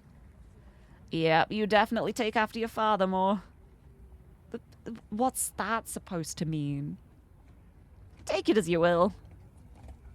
I set aside my current project to take a sip of tea, turning my attention back to the news report about my heist. It has been over 3 years since that thief first appeared in our city, and they have been putting on these shows of theirs many nights ever since. We're passing it off to a reporter on the field who is interviewing the officers and persons involved in this incident. Thank you. I have Sir Wilkinson, the museum curator and owner, here with me in the museum lobby. He looks really happy. Look at that. Oh, yeah, he is totally doing this on purpose. He is just like, oh, I'm going to get more rich things and then talk about them very loudly so the thief will steal them and bring them back. He's having a great time. Look at him. He's so happy. If it's not too much trouble, sir, could you answer a few questions about last night? Of course. It's no trouble at all. Thank you, sir. Now, this thief has been going after your family's exhibits for years now. Yet, you seem to be quite chipper about it. Could you explain why? The reason for it is quite simple. It's purely fun. I could tell from their heist that the rascally thief is doing this to entertain, and I must say that myself and many others certainly are entertained. It reminds me of years past with the Scarlet Rose. To live through this again has been one of the biggest joys of my old age. Besides, we Wilkinsons are not ones to get discouraged and give up so easily. Why, my son actually has an exhibit planned very soon that he's simply elated to announce. This is the first we've heard of this. Any hints as to what the new exhibit is about? My apologies, but that's about all I'm allowed to say. Otherwise, poor Max will be quite upset at me for stealing his spotlight. Of course. Thank you for your time, Sir Wilkinson. It was my pleasure. Oh yeah, he loves this. This is great. Yeah, there's nothing wrong with this. I think it doesn't even count as crimes at all, to be honest. In my personal opinion. As the interview wraps up, I stare at the screen deep in thought. A new exhibit, huh? Already getting ideas? Maybe. Besides, it's more fun to mess with Max since he gets so worked up about it. unlike his dad, who always looks like he's having a ball when he's at a heist. Just make sure not to overwork yourself, all right? Of course. As I take another sip, I'm reminded of what Crow told me about last night. Oh, I almost forgot. Miss Ramona, I'm going to need Friday off this week. How come? Crow landed tickets to that ballet that's coming to the city this Friday. Said he wanted to give me a chance to relax after all these heists. Oh, is that all? Of course you can have Friday off for that. Just make sure to finish all the bouquet and telegram orders we've gotten for this week. That ballet actually brought in more than what we usually get around this time. Do you think you can manage? Of course I can. I'll make sure these bouquets are perfect. Excellent. But it's impressive Crow managed to snag a couple of tickets, even with his connections. Is it really that popular? Apparently so. Every city that ballet's toured through has had its tickets sell out almost instantly. One of their selling points is that the dancers playing the lead roles are a couple themselves, so their scenes are extra romantic. Huh, didn't know that. It must be quite the show to garner that much attention. I'm even more excited to go see it now. Amid my excited bubbliness, Ramona playfully pokes me in the face as she gets up from her seat. You can think about the ballet after you're done arranging these bouquets. Yes, boss. Ramona takes her empty cup and walks to the back office, leaving me alone in the back room. I put my own cup aside as I get back to work, with the TV still playing. While the police have expressed their disdain for the thief, many citizens have told our reporters that they continue to anticipate the thief's next heist. With how the public loves forget-me-not, no one could say that we're living through another era. One could say that we're living through another era like the Scarlet Roses. Hearing those words, I stare at one of the roses in the room fondly. Like the Scarlet Rose, huh? I'm still nowhere near their level, but it feels nice to hear people say I'm like them. Papa loves the Scarlet Rose. I wonder what he would say.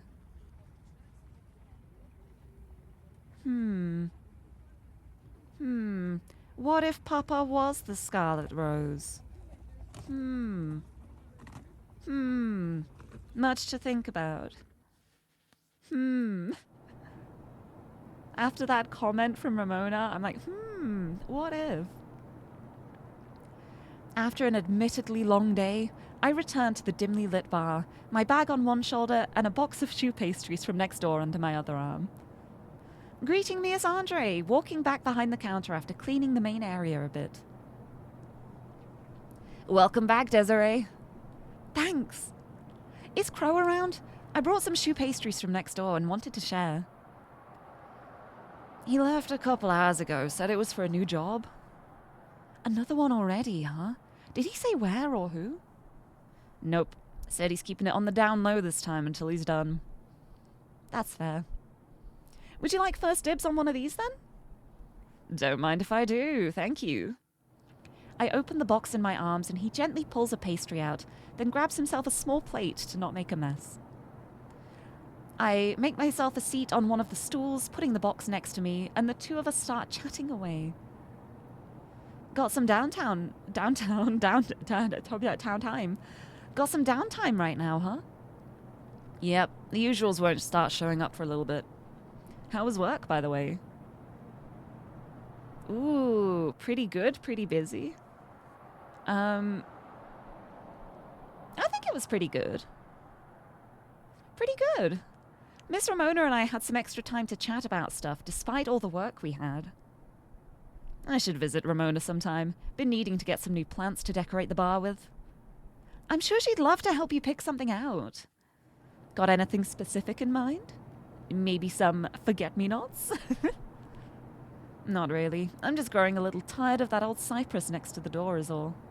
Near the front door is all. I just can't read today. I'm gonna have another sip.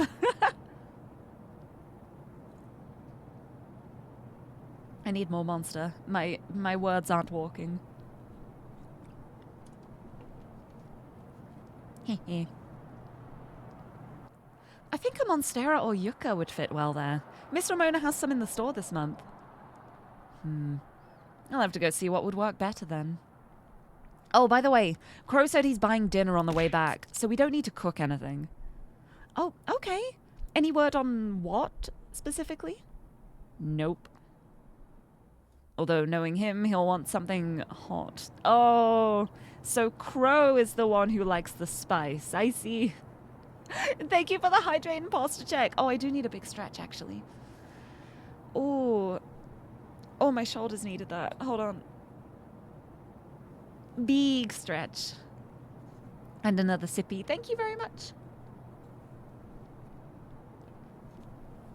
And the dirt man's come to town, but it's okay because we got plants. And plant pots have dirt in, so we are safe.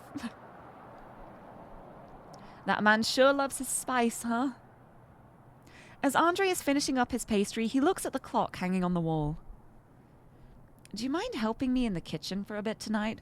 Some of my more rowdy regulars are going to show up soon. Ooh, I want to meet the rowdy ones.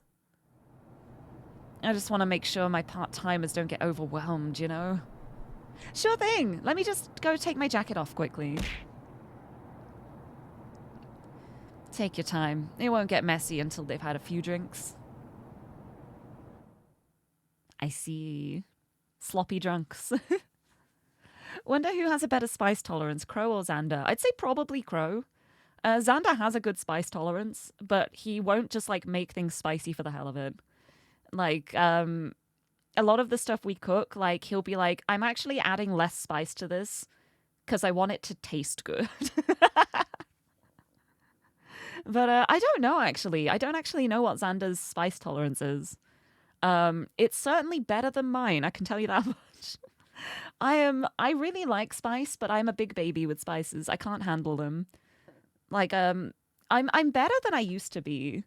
After, like, a lot of time of Xander, like, microdosing food with spice to gently, like, build my tolerance up, I am better with spice than I used to be. I used to be so bad, like, the slightest hint of spice would be too much for me. Whereas now I have, like, pretty spicy curry sometimes. It's nice. It's character development. As the last few patrons leave the bar, Andre locks the front door and flips the sign from open to closed. Meanwhile, I'm cleaning the last few tables for the night, pausing to let out a little yawn. I can take care of the rest. You go on upstairs if you're feeling tired. Are you sure? No jacket. Ugh. Shoulders. Oh my goodness. Hold on, wait. Do I still have... I don't have the button for taking my cape off anymore. What did I do? I'm too scared to click random ones. Outfit change? Oh, that works. That works. I've also got my shoulders out now. Thank you. I was going to see if I could take my cape off, but I forgot how to. Just fumbling with my shoulders like, how do I... Let's just change my outfit. Look, we have so much in common. Are you sure? No worries, there's not much left. Plus, I need to count the cash and whatnot. All right, I guess I'll go upstairs and wait for Crow to get back. Andre takes the bottle and cloth from me as I make my way towards the stairs, stretching a little from the work we just did. Ugh, big stretch. Zarok, hello! Welcome in! Thank you for throwing things at me and for bringing the dirt man along. Although, like, bringing the dirt man along right after we've cleaned, that's a little risky. A little dangerous, mayhap. But welcome in! Happy Tuesday! I nearly said happy Wednesday. I keep thinking it's Wednesday.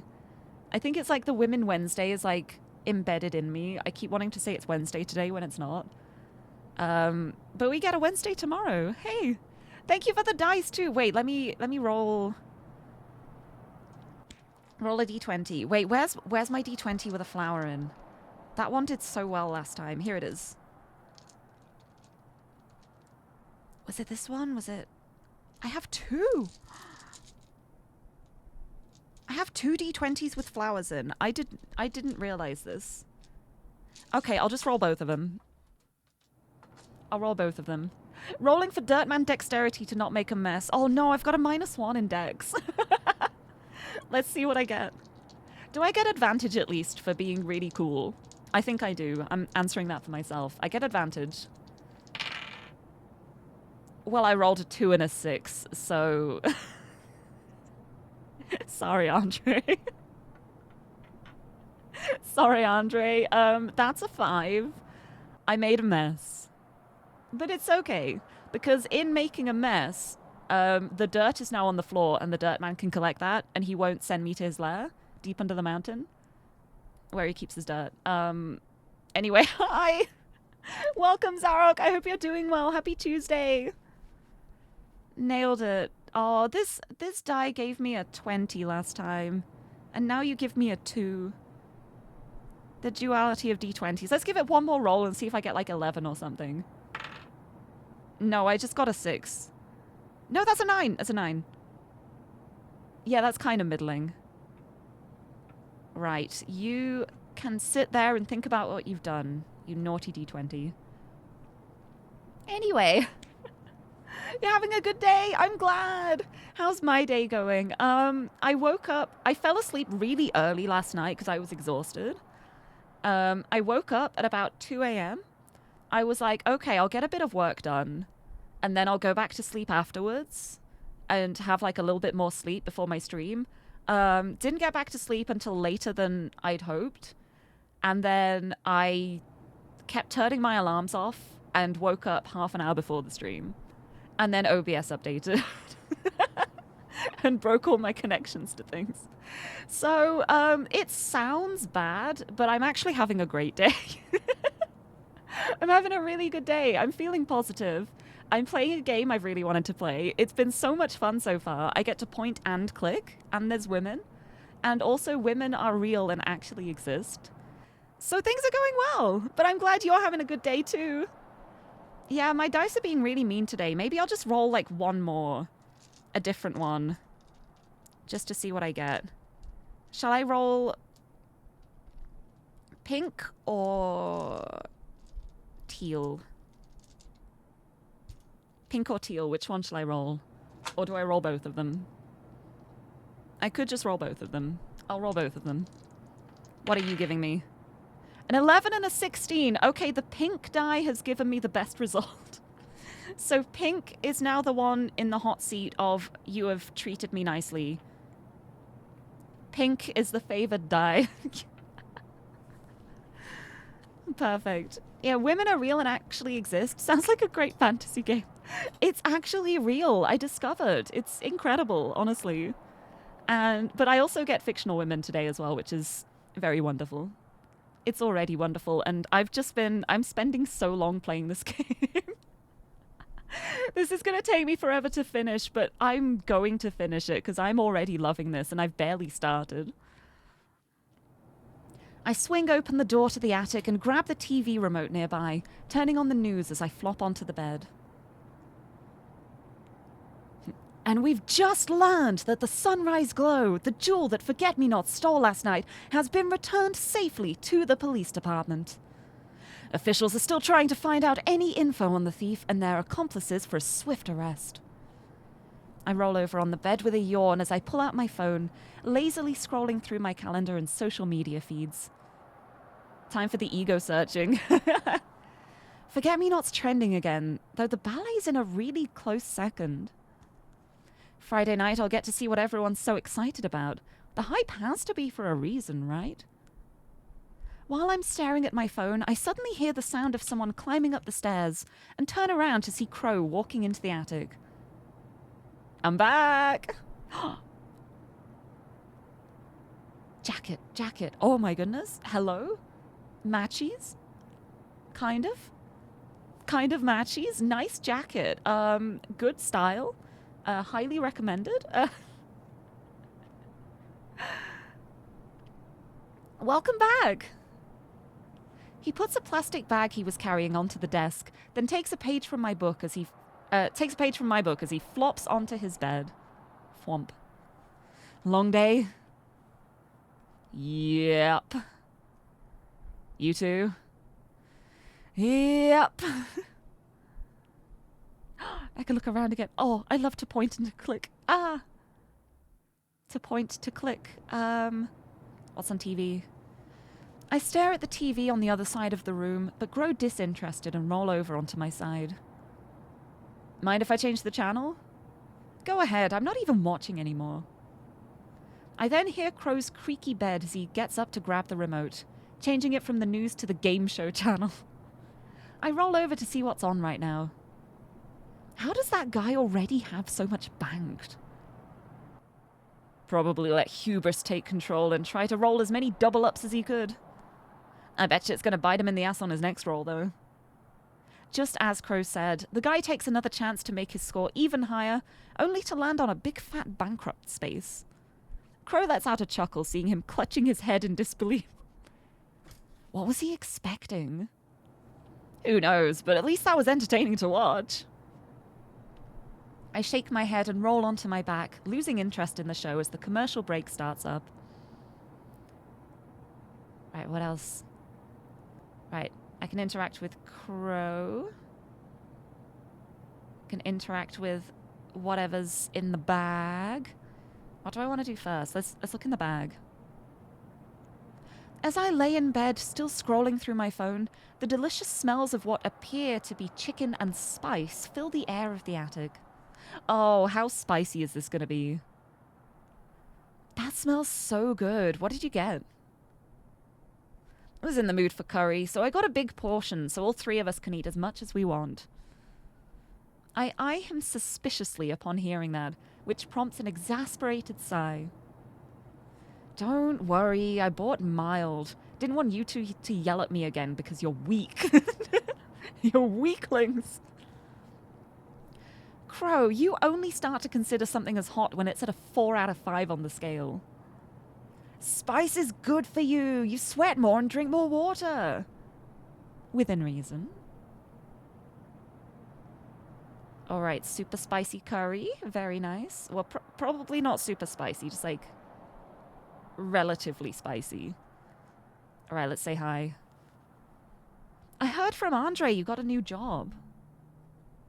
Technically, my new client actually contacted me a while ago, but it was only tonight that I got all the fine print for what they want me to do. Can't tell you about it, though. This one's super hush-hush. I know. Andre told me about that. Good. I'll tell you all about it once I'm done, though, all right? I know you're always so curious about the jobs I get. I love that grin. Hey, it's not every day you get to see a thief of justice in action. And flattery will get you nowhere, kiddo. Crow rolls around in his bed a little before hopping back onto his feet. I'm gonna go take a shower and tell Andre we can start eating. I'll just be up here until you're ready then. Got it. He takes off his jacket and chucks it onto his bed before walking around the corner into the hall. Meanwhile, I roll onto my back, feeling a little drowsy. A little nap before dinner wouldn't hurt. That's what I said this morning. Uh-oh. With a yawn, my eyes start to grow even heavier as I slowly but surely fall into an inevitable nap. Forget-me-not? Amid my sleeping, I find myself reliving an old memory of mine. A memory that decided the past few years of my life. I can see Crow and myself sitting up in the dark attic, illuminated by the moon and streetlights outside, as I unveil my grand idea. Yeah, what do you think? I think it's a mouthful is what it is. Oh, come on, be serious. I think Forget-Me-Not's great. It's a great name. I spent a lot of time thinking up this name. Right, because it's your thief name. A worried expression paints Crow's face as he folds his arms and leans back in his chair. What's up? It's just, you know, I promised your dad I'd look after you until he and your mom are back in form, and I'm still coming to terms with whether I should let you do this. Huh. What would they say if they knew of this idea of yours? I know, but... I set aside my notepad, cradling my knees as I look back at Crow. There was something about that incident the other night that just, I don't know, made me want to feel that thrill again. I've been cooped up in this attic for a while now, and that really helped me stretch my legs a bit more. Yeah, I get you.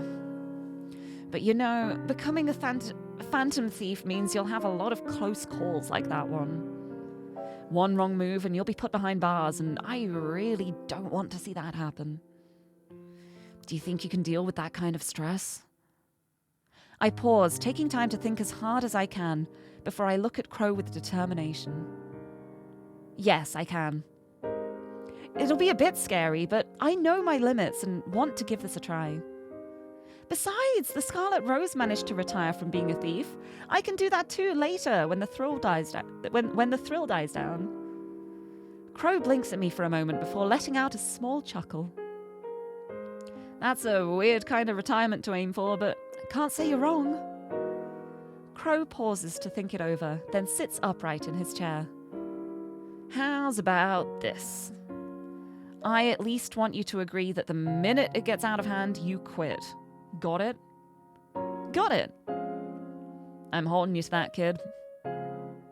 Crow uncrosses his arm and leans forward, his hands resting his chin as a scheming look appears on his face. So, Miss Upcoming Thief, you got your first target in mind? You bet I do. Check out this article. As Crow and I start to form a plan for my first heist, I can feel this nostalgic dream fading away from me.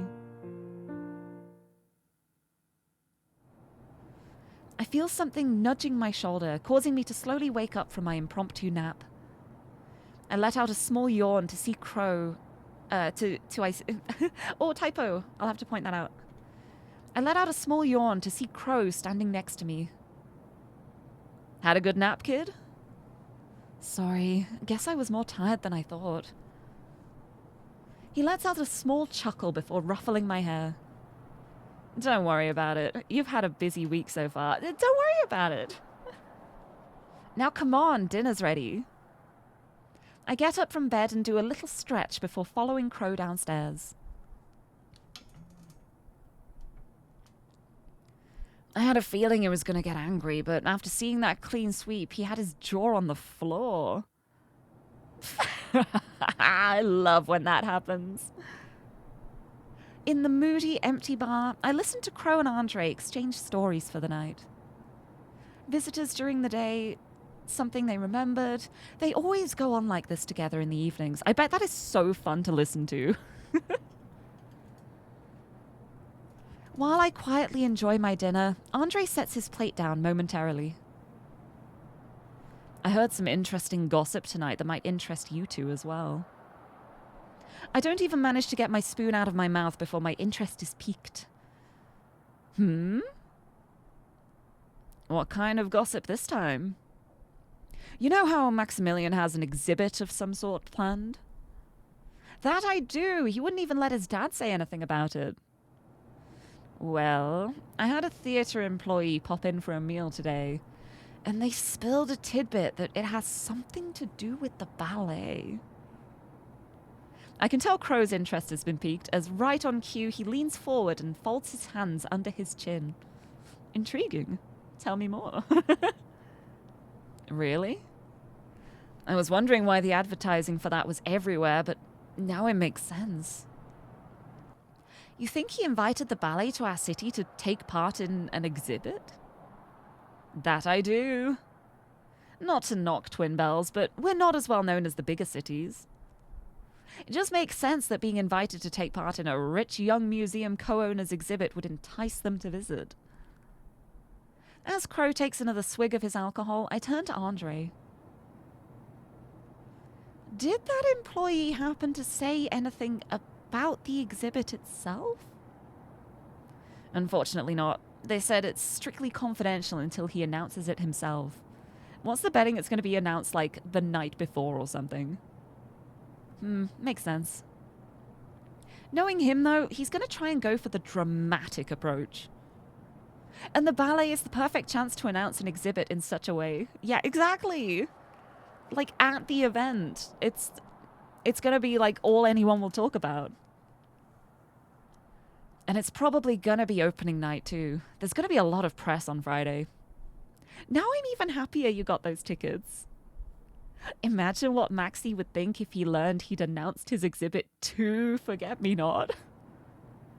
Didn't I get you those tickets so you could relax, miss before dinner nap? I sheepishly shove another spoon of curry into my mouth in response.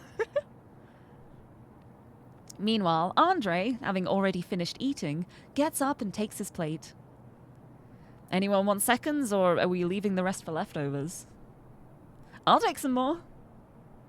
Continuing from where they left off, Andre and Crow talk each other's ear off to pass time for the rest of the night. We say our goodnights to Andre as he heads back home, locking up the bar to get ready to pack it in for the evening. I'm gonna stay up a little longer, but you're free to head to bed if you want. As if on cue, a yawn escapes me with a giggle soon after. Guess I am kinda tired. I'll go tuck myself in then. All right then. Good night, kid. Good night. I make my way up to the attic, change into my PJs, and tuck myself into bed, quickly falling asleep. Twin Bells Theatre of Performing Arts, May 10th, 7:48 p.m. It's time. It's time.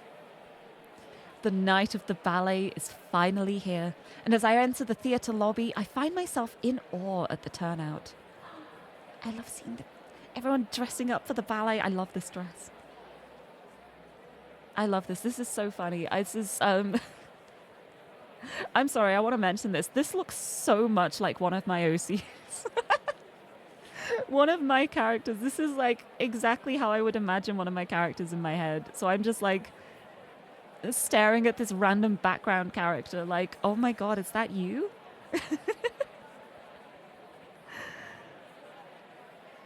Wow, look at this crowd. I don't think I've ever seen the theatre hall like this before. What do you expect from a company that's made a name for themselves across all of Western Europe?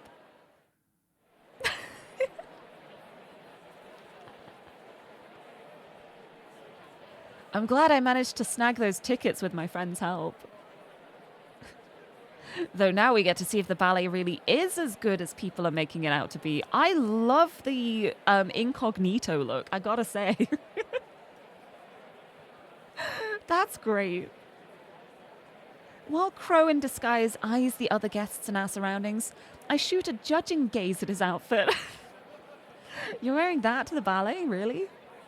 Your outfit is still ridiculous. You look like a wannabe aesthetic blogger. No, he does. Oh no. Haha, very funny. Listen, I told you before that the only way I could come with you was if I wore this. So it's either you watch this ballet alone or you deal with my getup for the next few hours. You never said anything about not making fun of it, though. Touche, you little brat. We still have some time before it starts, so let me know when you're ready to find our seats. Do I get to point and click? Sure thing. I get to point and click, yes. Oh. Let's have a look at the ticket booth. Even right before the show, people are lined up to try and see if there are any tickets left. Hoping for cancellations or maybe seat upgrades, these people patiently wait in line to try their luck for the night. Meanwhile, I notice the prices and squint at them. Are ballet tickets normally so pricey? Yep, and there's a special reason they sold so fast as well, see?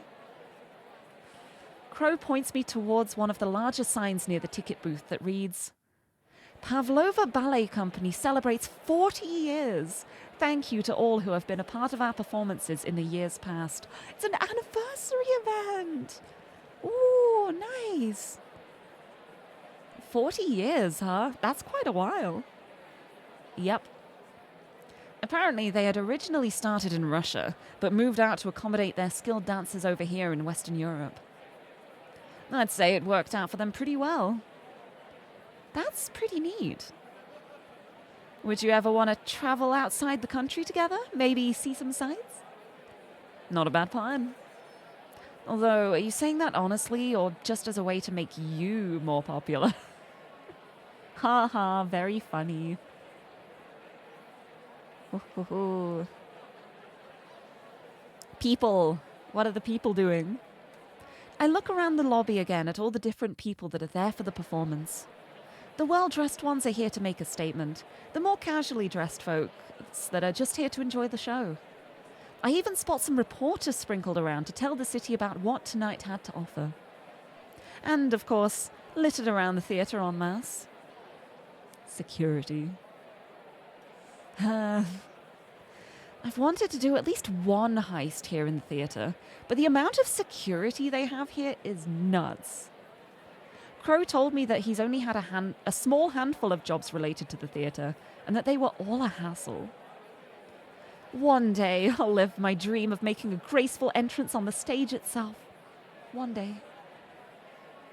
I believe you shall. It'll be great. Okay, let's go this way. The posters!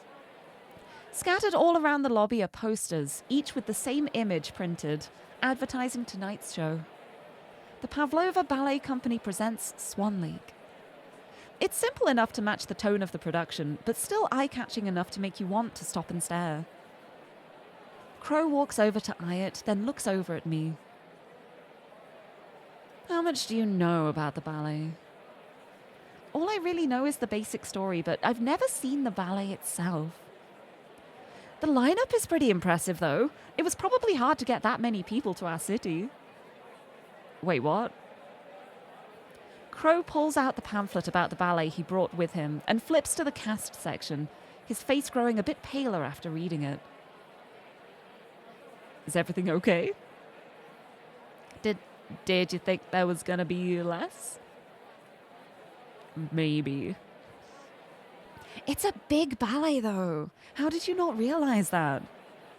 He shoves the pamphlet into my hands and pinches the bridge of his nose in frustration. Is his job related to here, mayhap? Is this making it more complicated for him, teehee? Yep, thought so. This job is going to be harder than I thought. I see. Yes, you just so generously bought the tickets just to help us relax, with no ulterior motives, clearly. This job is going to be harder than I thought. Good luck. Good times. I think that's all that can be pointed and clicked at. I already saved before the pointing and clicking. Let's talk to Crow. What's up, kid? Let's just talk to him first, actually. I want to talk. Thank you again for the tickets. Though, I never knew you were a ballet kind of guy. Yeah. I don't think he is. Excuse you, I'm a connoisseur of the performance arts. But I'm also gathering some info. Is it for that new job you got? In a way, yeah. I'm using this show to get a first impression of what I'm supposed to be doing. I imagine you're not going to let me know the details until you're absolutely sure? Correctamundo. Fair enough. Nice. Can I talk to him again? Will it be the same? Yeah, it's the same, okay. Right, I guess it's time for the ballet. I'm ready to go in. Let's do this. I'm ready to head on in. All right, let's go find our seats then. Tickets in hand, Crow and I make our way to the doors that lead to the heart of the theatre. Ooh. Entering the large and imposing main hall, I feel the mood subtly shift to match the environment. People that were chatting loudly to each other outside are now whispering in hushed tones, respecting their surroundings but still eager for the performance to start. We manage to find our seats amid the mood lighting and get comfortable. Even with how you got these tickets, these spots aren't that bad. I was worried we'd be super uncomfortable. Yeah, not gonna lie, I was expecting to be given crappy seats despite it all. You good from where you are, though? We can swap if my seat's better for you. I'm good, thanks. How much longer do we have till the show starts? The list of showtimes outside says we've got another 5 minutes. As if on cue, he stretches his arms for a bit, then slumps down in his seat as far as he can without falling out. So I'm just gonna sit back and get as comfy as I can. Please don't tell me you're gonna sleep through the ballet. Oh, come on, who do you take me for? I just know this is gonna be a long boy, so I may as well make sure my ass doesn't fall asleep. A long boy. I was about to make the exact same comment, and then Desiree made the comment. You heard me. Amid our chatting, I noticed more and more people walking to their seats. Not long after the last few people sat down, the lights began to dim until only the stage could be seen in the darkness. The ballet was finally starting. Swan Lake, the timeless story about hope, devotion, despair, and the road in between. Hee the music too.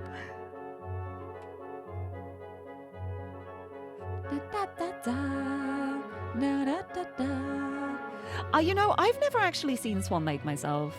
I know so much about it, and I know the music from it, but I've never actually seen the ballet. I feel like I should change that sometime. I think I would love it. Prince Siegfried. Bound by responsibility, the story begins because of his unwillingness to let his future be decided for him. And Odette, the isolated queen of the swans who is unsure of him at first, but soon falls for the impulsive prince. Facing love, betrayal, and heartache, these two unintentionally change each other's lives forever as they strive for what they believe in. Although, even without any knowledge of the source material, I feel anyone would be in awe as they watch the ballet unfold. And if it's true about the two leads actually being in love, that's even better. With the graceful dancing and the music that heightens the mood, I begin to understand the hype this show has had this past week. Especially with how skilled the lead dancers are. But as it goes on, I find my attention taken away from them to someone else.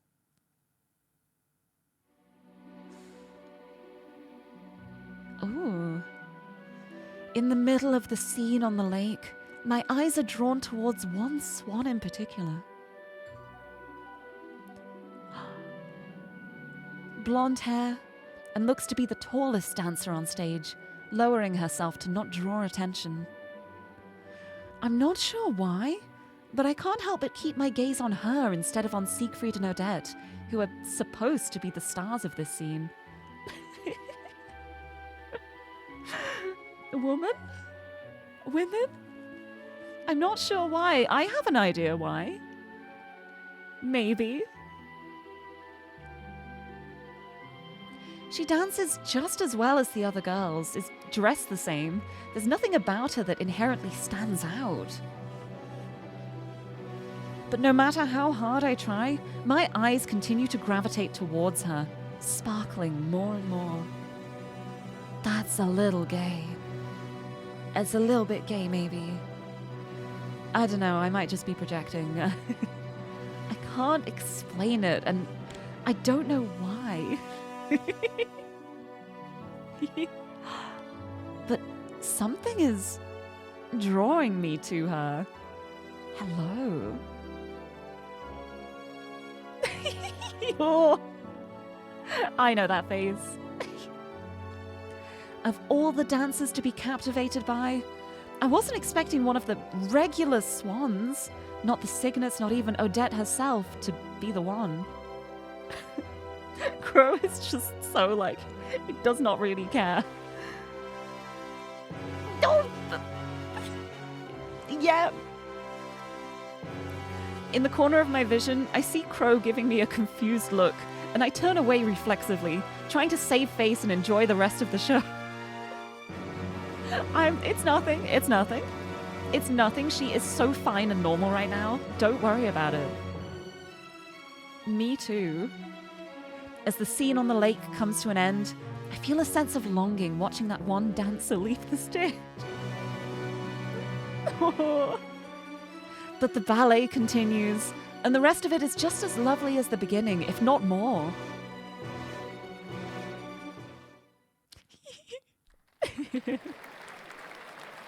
The final scene comes to a close, and the theatre breaks out into a thundering applause, breaking the silence the audience held during the performance. That was really good. I loved how eccentric the scene at the party was. What about you? Yeah, right. He did not take any of that in, did he? Real reaction to someone dancing, so true, honestly. Yeah, really, like, incredibly true.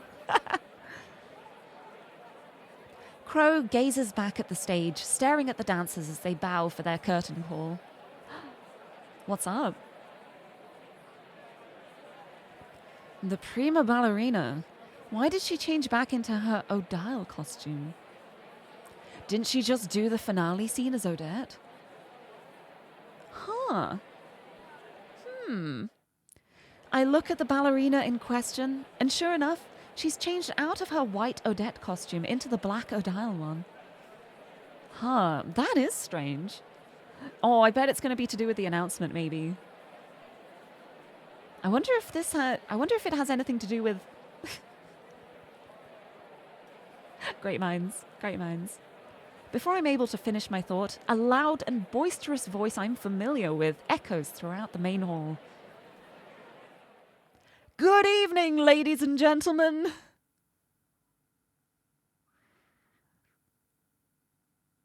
He looks exactly how I expected him to, I must say. I love this. Appearing center stage like he's the star of the show, it's none other than Max himself.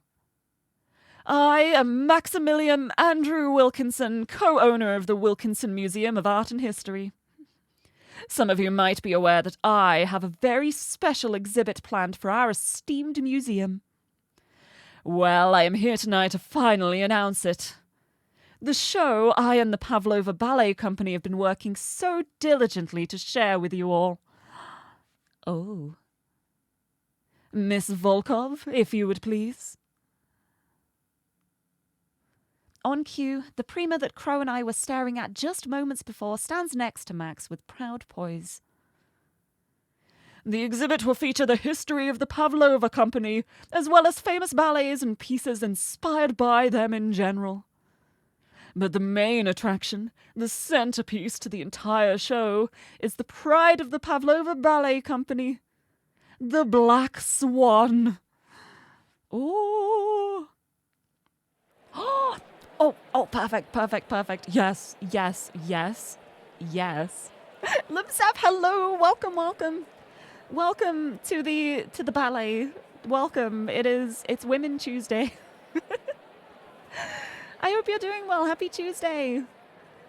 He motions towards the jewel hanging proudly around the prima's neck as the audience murmurs and oohs in awe. Look at that. Ooh. Ah, impressive.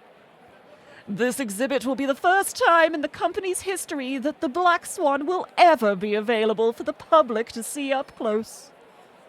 It is an honor for our humble museum to have the pleasure of displaying this beautiful ruby and the history it carries.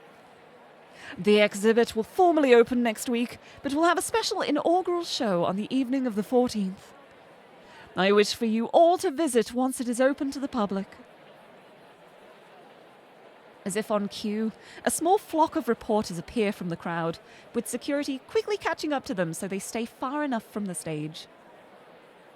Mr. Wilkinson, what of the thief forget-me-not? That jewel perfectly fits their M.O. Motioning security to pause for one moment, Max clears his throat and responds. I'm looking forward to the arrogance. Oh, here we go. Of course I'm aware of that damn thief. They've plagued our museum for over 3 years. And you know what I say to that coward? Try and steal it if you dare. This time I'll be the one to put you behind bars for good. Just you watch. Oh, he's gonna have a rude awakening.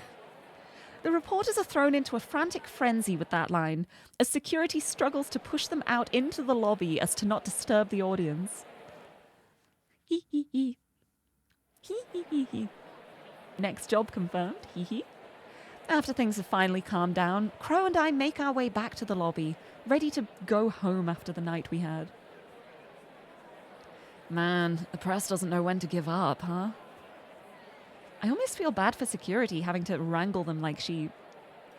Especially when some of them tried to break out of it to interview the ballerinas. Well, despite all that hassle, it was a pretty good show, huh? It was! Thank you again for inviting me out here. No problem, kid. Let's head back home now. Oh, can I actually make a quick stop before we leave? I turn my attention to the western hallway where the bathroom sign points. Sure, take your time. I'll go grab myself something to drink then. I'm feeling a little parched. All right, we'll meet up near the concession stand. On cue, the two of us go separate ways as I make my way towards the western hallway. I walk up and down the western hall, feverishly looking for wherever these bathrooms are supposed to be. I can't believe the main bathrooms had such a huge lineup. And where the heck are these other bathrooms that person talked about? I'm practically in the changing rooms at this rate. Amid my annoyed marching, I happen to hear a familiar voice arguing in a room next to me. Do not worry, my plan is foolproof. I still refuse. What's going on in here? I sneak up to where the voices are coming from, peeking into the room through the crack in the door. In there, I see Max with two older gentlemen. One I recognize as the man who played the role of Rothbart on stage just moments ago. And, surprisingly, the Chief of Police himself, Inspector Harrison. Try to reconsider. I love the thought of, the Chief of Police just walking in and going, hey, can you try and not bait a thief? You're making our job harder. Absolutely not. I refuse to let my niece and the other dancers be put in peril due to this young man's desire for justice. Niece? Is the niece going to be that one dancer on stage? I'm noticing, family resemblance. And by that, I mean blonde. Mr. Durov, I can assure you the dancers, your niece included, will have no harm done to them. Because I'm not letting you go through with this ridiculous idea. Abram, please, be reasonable. Amid their arguing, Chief Inspector Harrison, the imposing mustachioed man who had been standing by idly this whole time, speaks up. I think Mr. Wilkinson's idea is genius. With the help of the dancers, there's no way that thief will even lay a finger on them or the jewel. I swear my badge on it. You sure you want to do that, buddy? I lean against the wall, deep in thought at what I just heard. Seems like Maxi Boy's got some sort of plan to counter me, knowing I'll probably go after that jewel. Sounds like fun. I can't wait to... As I begin walking away from the door, not watching where I'm going, I accidentally bump into someone in the hall. Sorry, I didn't see... The person I bump into turns around, and I feel my heart skip a beat, realizing who it was. Who is she? Hello. I don't know whether it was super lucky or super unlucky, but out of everyone, it ended up being that one dancer I couldn't keep my eyes off of just a moment ago. I'm sorry, I didn't see you there. I feel my face turn red as I try desperately to keep my composure. Hi. No, it was my fault. I wasn't watching where I was going and... God, I'm so stupid. Learn to speak. Me for real. She doesn't say a word and just stares at me for a moment before tilting her head in confusion. Sorry to ask, but do you work here? I thought only staff members could come this far back. I look around where we're standing and, sure enough, spot a sign nearby that reads staff and performers only further down.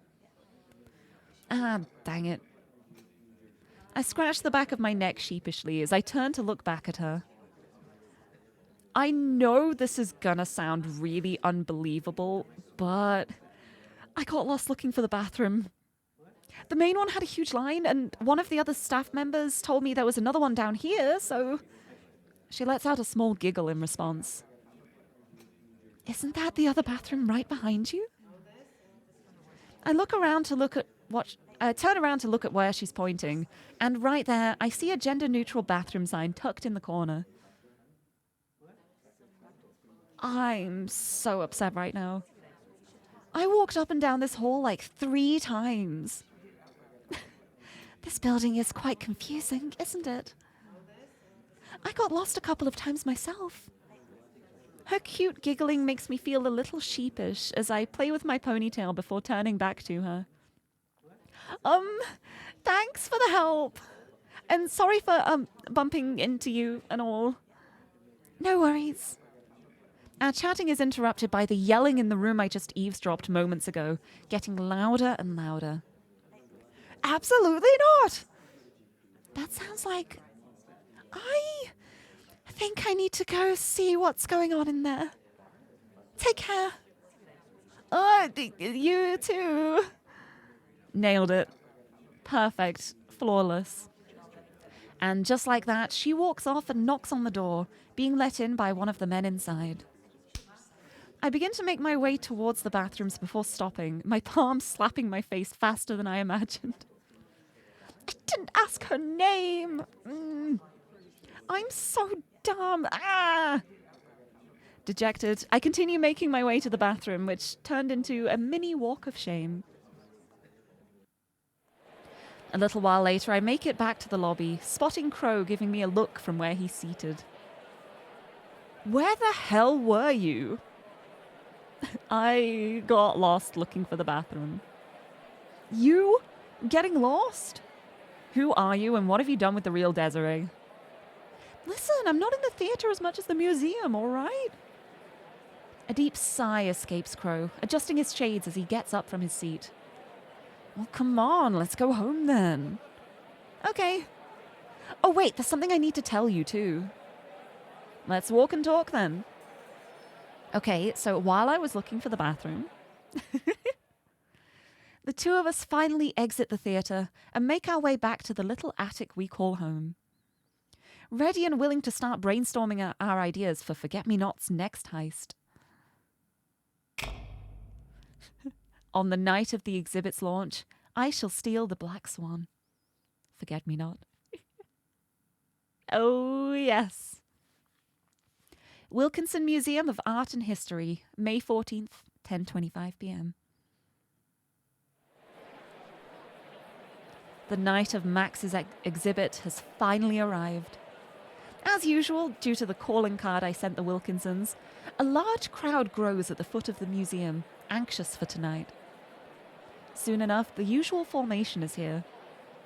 Fans in the crowd holding banners, flags and whatnot. TV crews ready to try and deliver tonight's show to everyone watching from home. Everything down there is set for the night's festivities. Meanwhile, Crow and I go through our usual pre-heist song and dance. Swapping in with security, creating a handful of escape routes, yada yada yada. Looking out towards the energetic and excited crowd of people down below, I pull out my walkie and call up Crow, who is sitting comfortably in the security room. Everything's good up here. How are things on your end? Same down here, kid. Just setting up the blind spot cameras before switching over to our main attraction. Excellent. I'm a little concerned, though. We still haven't seen what Max was planning for tonight yet. No worries, kid. I'll holler into the walkie the minute I see anything weird. He suddenly pauses, with frantic tapping on the security room's control panel following. What the Kid, look down below! Confused, I look below into the main hall as Crow told me to. And my eyes grow wide upon seeing what is going on down there. What? They're all, like, dancing down there, aren't they? No, there's so many people. Wait. Oh. Oh. Oh my goodness. They're all wearing replicas. Oh, that's clever. That is clever. That's really clever. Oh my goodness. Spot the real one. Looking down into the room below me, I'm greeted by the most unusual sight I've ever seen. Inside the hall, scattered about in several groups, were the dancers from the ballet, all dressed elegantly. But more bizarre than the sudden traffic of people in what normally should be an empty hall at this time of night was the curious accessory practically every dancer seemed to have hanging around their necks. Black swans? Why do they all have black swans? I can hear Crow clicking his tongue angrily on the other end. Max must have prepared a bunch of fakes to throw us off, the bastard. So this is what he was talking about when I eavesdropped on him. Not bad. Not bad at all. This is not the time to be impressed. Crow's angry voice shoots out from my walkie, a ringing left in my ears as a result. Sorry. What are we going to do about this, though? See, I've got a plan. What if steal all of them? I don't know how you would do that, but that is my plan. You're welcome. I'm not sure.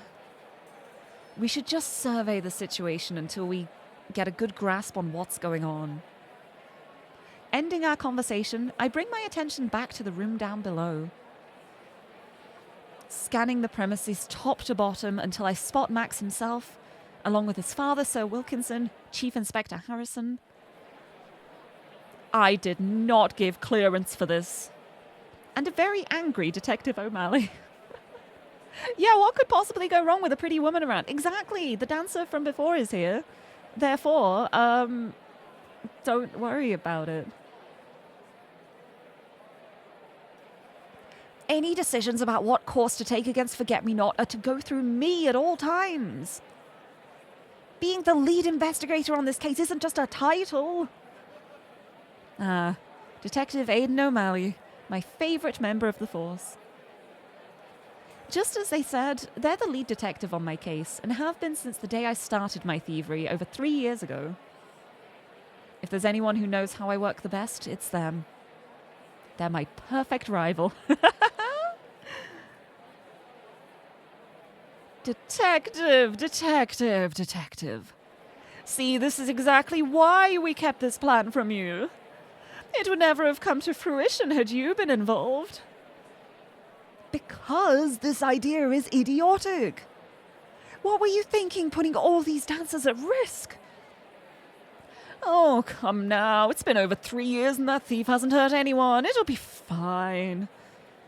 You can't assume that. Try to use that damn head of yours from time to time. Sometimes I wonder what the precinct would be like if everyone was as level-headed as our friendly detective. As the arguing below continues, I pull out my walkie to contact Crow on the other end. Do you want me to provoke him with a calling card? He might spill something if I do. That might work. All right, go chuck one at him and see what happens. just like, hey, Max, catch. Detective O'Malley is so great. I love them. I love how they're like the only one who's like sensible in this whole team. The whole police force, they're just like the one voice of reason. I love it. Just surrounded by fools. Just be sure not to hit him this time, all right? No, I think you should hit him. No promises. Getting the okay from Crow, I pull out a blank index card from my inner coat pocket and start writing a message to our opponent down below. Finishing it off with my iconic signature, I delicately open the window and fling it inside. With that sound, you're thinking they just spam the talk button until the sticky sound goes off. Yeah, they're just like on and off constantly. Just like, is this thing working? Yeah, okay. What would I have written on this calling card? I would have written, nice try, but I already have it. Forget me not.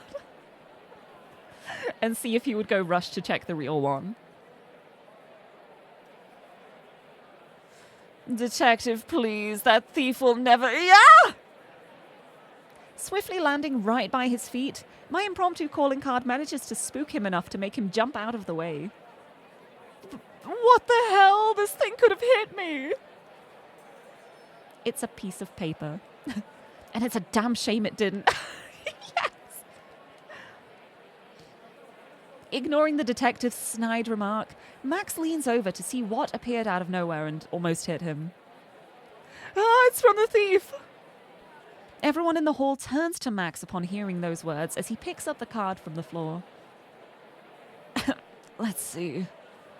To the bratty co-owner whose voice is more prominent than he is. Hey! Had to throw one in there, didn't you? Couldn't resist.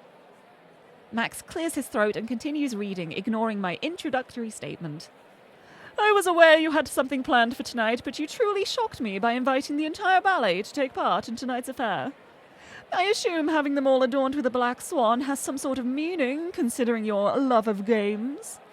So it is only fair that the one to orchestrate this should explain it. I'd appreciate it if you could do just that. Signed, Forget-Me-Not. Trying to goad him into, like, spilling more information by making him show off. Like, appeal to his pride. I love that. Upon reading my calling card in full, he waves it around with a smug look on his face. Did you all hear that? The thief has finally managed to be outdone. My, what an honor it is to be the reason behind such a feat. Instead of boasting, how's about you finally explain what is going on tonight? I'm also tired of being kept in the dark. Oh, fine, fine. It's only fair. After handing my card over to the detective, Max loudly clears his throat, projecting his voice across the room for everyone to hear. Ah, dear Forget-Me-Not, wherever you are at this moment, I have a little game prepared for you, just as you said. And it is as follows. As you may have already guessed, practically every dancer in this hall has been given a black swan to wear. Naturally, only one of these is the real one. If you manage to figure out which lovely dancer has the real jewel, then I concede defeat for tonight. But rest assured, I've made sure that you will never, how would you put it, find the Odette among the Odiles. He finishes off his declaration with a loud, boastful laugh that echoes around the main hall. He thought he was so slick with that. He thought he just dropped the best line ever. Actually, it wasn't bad, actually. That was quite good. But he's so, like, there's so much, like, unwarranted self-importance here. This guy. Jeez, honestly. So that's the game you want to play, huh? Well, fine then. I do love a good mystery. I pull out another index card and quickly scribble my response to his challenge, chucking it down below like before. It lands close to Max again, though not spooking him this time, who picks it up and quickly reads it to himself. I see. Hey, wait a moment. Clearly too annoyed to care at this point, Detective O'Malley swipes the card out of Max's hand and reads it aloud for everyone to hear. Very well, I accept your challenge, although you are incorrect in the language you chose for tonight's affair.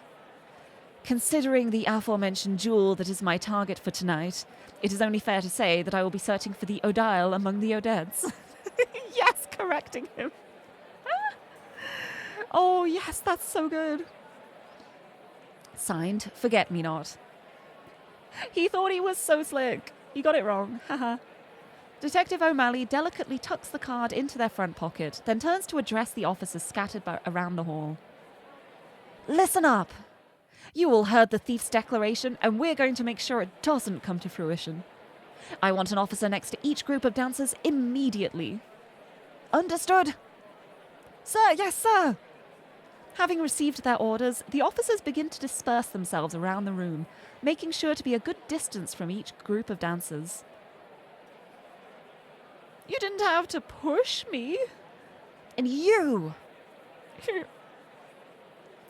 You and your father are going to be under the direct supervision of myself and Inspector Harrison. Any objections, Maximilian?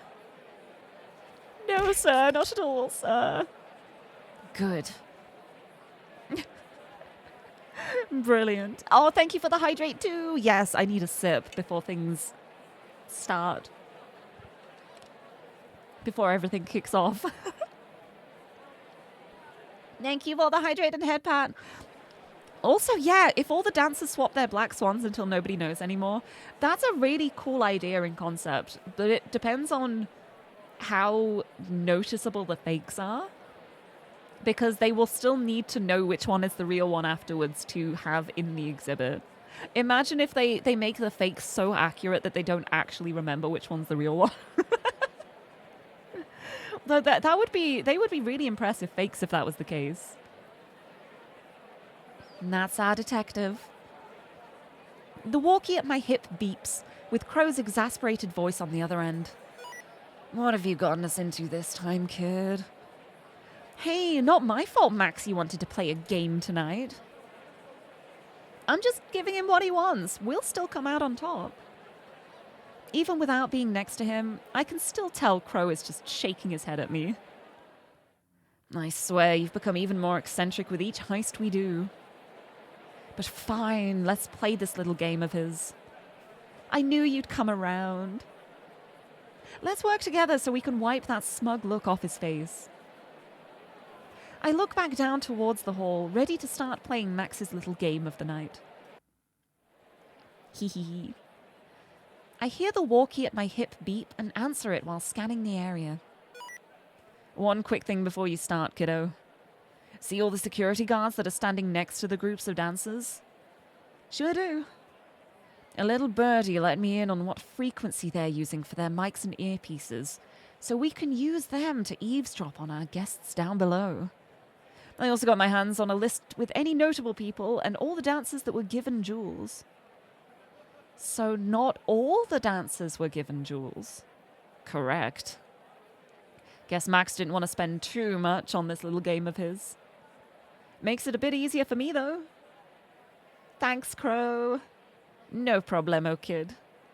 I have some info on the jewel that might help you along, so call me when you want to hear it. And if you're ever feeling stuck, I'll give you some pointers. Got it. Oh, puzzles, my beloved. Oh. So there's clues, there's talking to Crow. I can check the groups of dancers.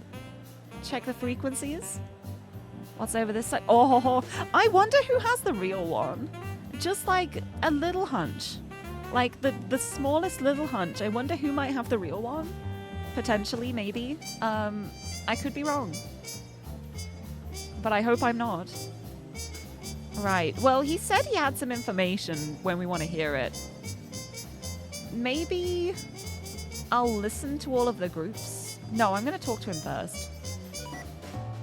What's up, kid? What do you want help with? Yeah, let's find out more about the jewel itself.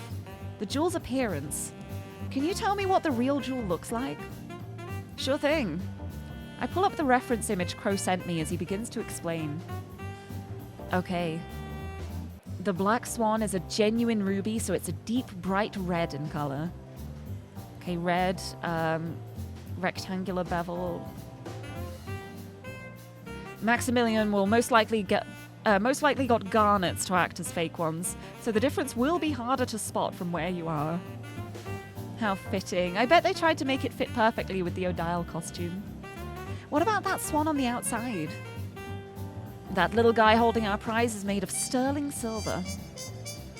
Apparently, a renowned jeweler was commissioned to make it, as it needed to be absolutely perfect. Sterling silver, huh? I imagine that thing needs to be cleaned a lot. Talk about high maintenance. Yeah, I don't want to think about it. That's all the info on how it looks. Anything else? I'm gonna ask about the history of the jewel. Could you tell me about the jewel's history? Something this special has gotta have some kind of story behind it. It sure does, though it's a bit depressing. Depressing? Get comfy, this one's a doozy. Crow soon started to explain in detail. In the company's infancy, there was a certain prima ballerina. She was ecstatic, having just been given the honor of being the prima right before the company's upcoming production of Swan Lake. But it wasn't the Odette role she was so excited about, but the short role of Odile instead. The Black Swan, the fake Odette, that the evil Rothbart uses to trick Prince Siegfried near the end of the story. This was her favorite scene in the whole ballet. In her words, she described the Black Swan as confident and beautiful, something she wished to be. Overjoyed, she practiced tirelessly day in and out, hoping to perfect her role for her debut performance. As a personal gift for reaching the status of prima ballerina, she gathered all her money to commission a jewel for herself. The very jewel we're after, the Black Swan, which she nicknamed Odile. The night of the ballet came, and everyone was ready to make this production the most memorable one yet. But, right in the middle of her beloved Odile performance, she fainted on stage. She had overworked herself heavily and passed away in the hospital a day later. Oh my goodness. Whoa. Whoa, okay. Man, you weren't kidding about it being depressing. Whoa. But if it was something she made for herself, then how come it was worn at the show? That's because of the director at the time. Heartbroken by what happened, he made it so that every prima ballerina after would wear the Black Swan while playing the role of Odile, hoping to keep her memory alive and honor it as well. That's really sweet. And yet Maxie here is using it to toy with me. It makes me want to punch him again. Down, kid. We got a job to do. Fair enough. How old is the Black Swan anyways? If it was made that long ago, it must be pretty old. The jewel itself is about 25 years old, and it's been taken care of incredibly well in those years. Oh, like a year before I was born, huh? But considering the materials and its history, it needs to be handled with care. Alright. Anything else, kid? Nah, I'm done. The other one's like, what should I do next? I already know what I'm doing next. That's all I need. Thanks, Crow. No problemo, kid. Good luck. Right, I'm gonna make so many saves here. Right, let's start listening around, I guess. Let's listen to the prima ballerinas group. I turn my attention to the quartet of dancers near the west wall of the exhibit room. And in that little posse, I immediately recognize the young couple as the lead dancers of the ballet. Skimming through the list of names, I learn that they are Magdalena Volkov and Damian Petrov. Chatting away with the lead stars are Anya Merkovich, the shortest one, and Natalia Ross, who is standing taller than the rest of their group. Hey Magda, a little birdie told me you know who has the real jewel. What? No way, you do? For someone who was told to keep quiet, you sure are running your mouth. Ouch. Miss Volkov is living up to her name, I see. Oh, shush, Nat. But fine, I do know. The director convinced Mr. Wilkinson to let me pick who has the jewel. Oh, interesting. So we can guess from their reactions that these two don't have the real one. That makes sense. It is your turn to wear it after all. So, any hints as to who has it? Absolutely not. You're the most protective of that jewel out of anyone in the company. If you're not the one holding it, then who is? Come on, Magda. Inquisitive minds want to know. If I give you a hint, will you stop bugging me about this? Maybe. Fine. I gave it to someone who stands out so I could see them from here. It's 100% beautiful tall woman.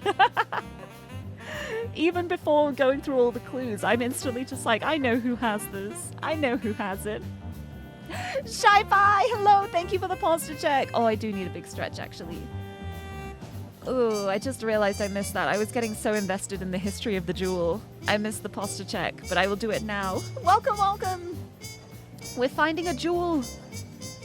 I gave it to someone who stands out so I could see them from here. Miss Volkov turns her head away with a huff. And I'm not saying any more. Oh, very interesting.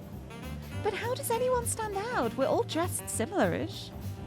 I'm so confused. Straining her brow, Miss Merkovich starts fiddling with the jewel hanging around her neck. Miss Volkov, on the other hand, snaps at her the moment she sees this. Anya, would you quit doing that? Startled, Miss Merkovich quickly takes her hand off the jewel and hides it sheepishly behind her back. Sorry. I swear, no matter what it is, you always have to fiddle with something. You need to treat your jewelry carefully, fake or not. Yeah, well, the original jewel has to be handled with care, so that's fully ruled out. You never change, do you, Anya? So Anya Merkovich has a tendency to fiddle with things. I'll write that down for later. Alright, let's check out this group. Right in the middle of the hall is a trio of dancers chatting amongst themselves. In their group, I learned that they are Amelia Gray, Adriana Hill, and Alex Hayes, respectively. Hey, do you think that Max guy would let me keep this? If it was one of the fakes, I mean. You know these are supposed to be fakes of that jewel. I don't mean with the swan, I just mean the jewel itself. Even if it isn't the genuine one, it's still so pretty to look at. I wonder how they managed to get so many like it. Miss Hayes, who has been silent this whole conversation, looks at her own and Miss Gray's jewels with intrigue. They probably used garnets for the fake jewels. I read online that they're often used to impersonate rubies since they're the closest in color. Makes sense. No, I'm surprised you studied up on that. Did you do that because of the heist? Yeah, I wanted to learn about how fake jewels were made and what that Max guy might come up with. You know, sometimes they use colored glass instead as fakes. It's honestly kind of a cool read. Now you've piqued my interest. Share some with me when we're back at the hotel later. While Miss Hill and Miss Hayes chat with each other, I can see Miss Gray looking fondly at her jewel. As she looks back up to rejoin the conversation, she tilts her head in confusion while looking at her fellow dancers. Hey, Adri, I think your jewel's a little dirty. Miss Hill abruptly stops talking to look at her own jewel in I don't know why I was going to say frustration there. I just don't know how to read. In confusion. It is? I haven't touched it at all, though. Though yours does look brighter than mine. And mine, too. That's weird. Oh? Miss Hayes takes the time to look around the room, staring at her fellow dancers and the jewels hanging proudly around their necks. From what I can see, there's only 3 of us that have jewels that bright. Magdalena, Irina, and you, you all have the brightest jewels. Wait, so does that mean I could have the real one? Maybe. If not, then you got one of the prettier fakes at least. Oh man, I feel really conflicted now. Only a handful of the jewels are bright. That means they're the most likely candidates of being the real deal. This is gonna be Irina over here, I bet. Bet you anything. Bet you anything. Poor Miss Gray, though. Part of me hopes she doesn't have the real one now. Yeah, it's gonna be you. It's gonna be you. Irina. Right, well, I wanna talk to this lot. I wanna see what this lot are talking about. I look back down towards Max and his group, hoping to see if he'll let anything slip. Brian. Oh my goodness! Gigi, hello! Thank you so much for the resub, the 42 months. Welcome, welcome, welcome to the grand heist. We're finding a jewel. Thank you. Happy Tuesday. I hope you're doing well. Welcome on in. We got women. Women Wednesday came a day early. It's Women Tuesday. A thievery Tuesday today. We're having a good time.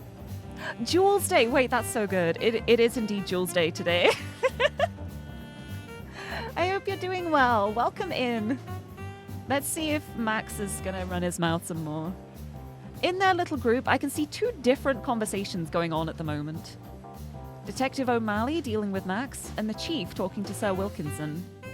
Which conversation should I eavesdrop? Oh, it's got to be Detective O'Malley and Max. I want to know what they're talking about. I look over to our friendly detective, who is currently having to deal with Max going on about his genius plot. And while it was difficult to persuade Mr. Durov, it was worth it in the end. Even you can agree that the thief won't have their way so easily this time. But as Max drones on, Detective O'Malley isn't paying them any mind, simply surveying the surroundings and keeping as many tabs on the floor as they can. Then they turn back to Max. Since this is your idea, I imagine you know who has the jewel? Of course I do. Who do you think I am, Detective? With the jewel's current location, I can keep an eye on it quite easily from where we are. Yes. It's her. It's her. I knew from the beginning. I knew it. I'm so glad. From where he is, huh? It's probably somewhere close by then. You can keep an eye on it, huh? The detective simply stares, deep in thought and eyeing him up and down, before responding. Show me your pockets. Huh? What? Do you assume I have the jewel on me? How absurd! I would never stoop to something as low as making this whole game only to have it on me. If you're so innocent, then you wouldn't mind if I conduct a search to make sure. I refuse. Why, if you so much as look in my coat pockets, I want to know what's in his pockets now. I'm guessing it isn't the jewel, but I want to know what's in his pockets now. What have you got in your pockets, Maxie boy? What do you got there? Yes, Detective, right away, Detective. Without any hesitation, Detective O'Malley starts their formal search. Oh, yes. Oh, yes, I want to know what he's got. Also, Sunken Shell, hello, welcome. Phantom Thief in a gallery. Diddle-doo, diddle-doo, diddle-doo, diddle-doo. They'll never see it coming. Let's see what we got. They're never gonna see it coming. The last surprise, when I swoop down and steal both the jewel and the girl. It's gonna be great. It's gonna be so good. Checking every pocket and patting down areas he could have hidden the jewel as thoroughly as they are able to at the moment. At the end of it, however, they turn out empty-handed, left with just an angry Max. See, I told you! See, that's still a good result too. Like, making Max mad. Makes it all worthwhile. I don't have the jewel! There's my next hint. Now apologize! For doing my job? For not trusting me? Am I really that untrustworthy? Yeah. No comment. Clearly offended by the detective's bluntness, Max turns away, refusing to speak with them anymore. Though the detective pays no mind as they return to scanning the room top to bottom from their current location. Nice, I'm going to save. And I think this might be where the jewel is. Off in the corner of the hall, I spot two figures chatting on their lonesome. The older gentleman I eavesdropped before, who was against this idea, and... It's that dancer from before, the really pretty one! I look through the list of names Crow gave me until I spot her in the list. Irina Lebedev. Irina, huh? I finally know her name. I just wish it was from actually asking her, though. Amid my giggling, I notice the jewel hanging around her neck, snapping back into reality. Right, the heist. Focusing my attention back to the task at hand, I listen in on the conversation she and the man next to her are having. Try not to look so worried. How can I not, Inca? This whole situation is just simply absurd. I can't believe you and the other dancers are being put through this. You know what the director is like when his mind is set. He and Mr. Wilkinson meshed well. Unfortunately so. Mr. Durov sighs before giving a worried glance to the jewel hanging proudly on Miss Lebedev's neck. I wasn't even allowed to know who has the real jewel. All I can hope for now is that security will do its job and we can go back to the hotel in peace. As Miss Lebedev tries to ease Mr. Durov's worries, I notice that, compared to everyone else, she is quite tall. She'd be quite easy to spot from across the room, huh? Even without focusing, I can pick her out from the rest because of her height, and without using my binoculars, too. I knew she was tall when I bumped into her earlier, but it's even more obvious when she's dressed in civilian wear.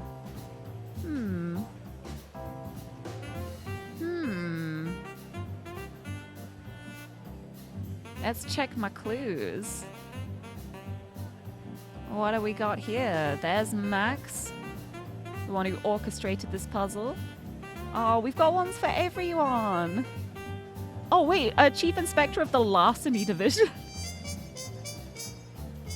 There, prima ballerina. Lead dancer. Oh, look at the way he's looking at her though. That's genuinely so sweet. It's really sweet. We got Anya fiddling with her necklace so it's not hers. We've got Amelia, one of the Signets. We've got Alex, part of the 4 Swans. We've got Adriana, part of the 2 Swans. We've got Natalia, the other part of the 2 Swans. Irina Lebedev, the tallest one.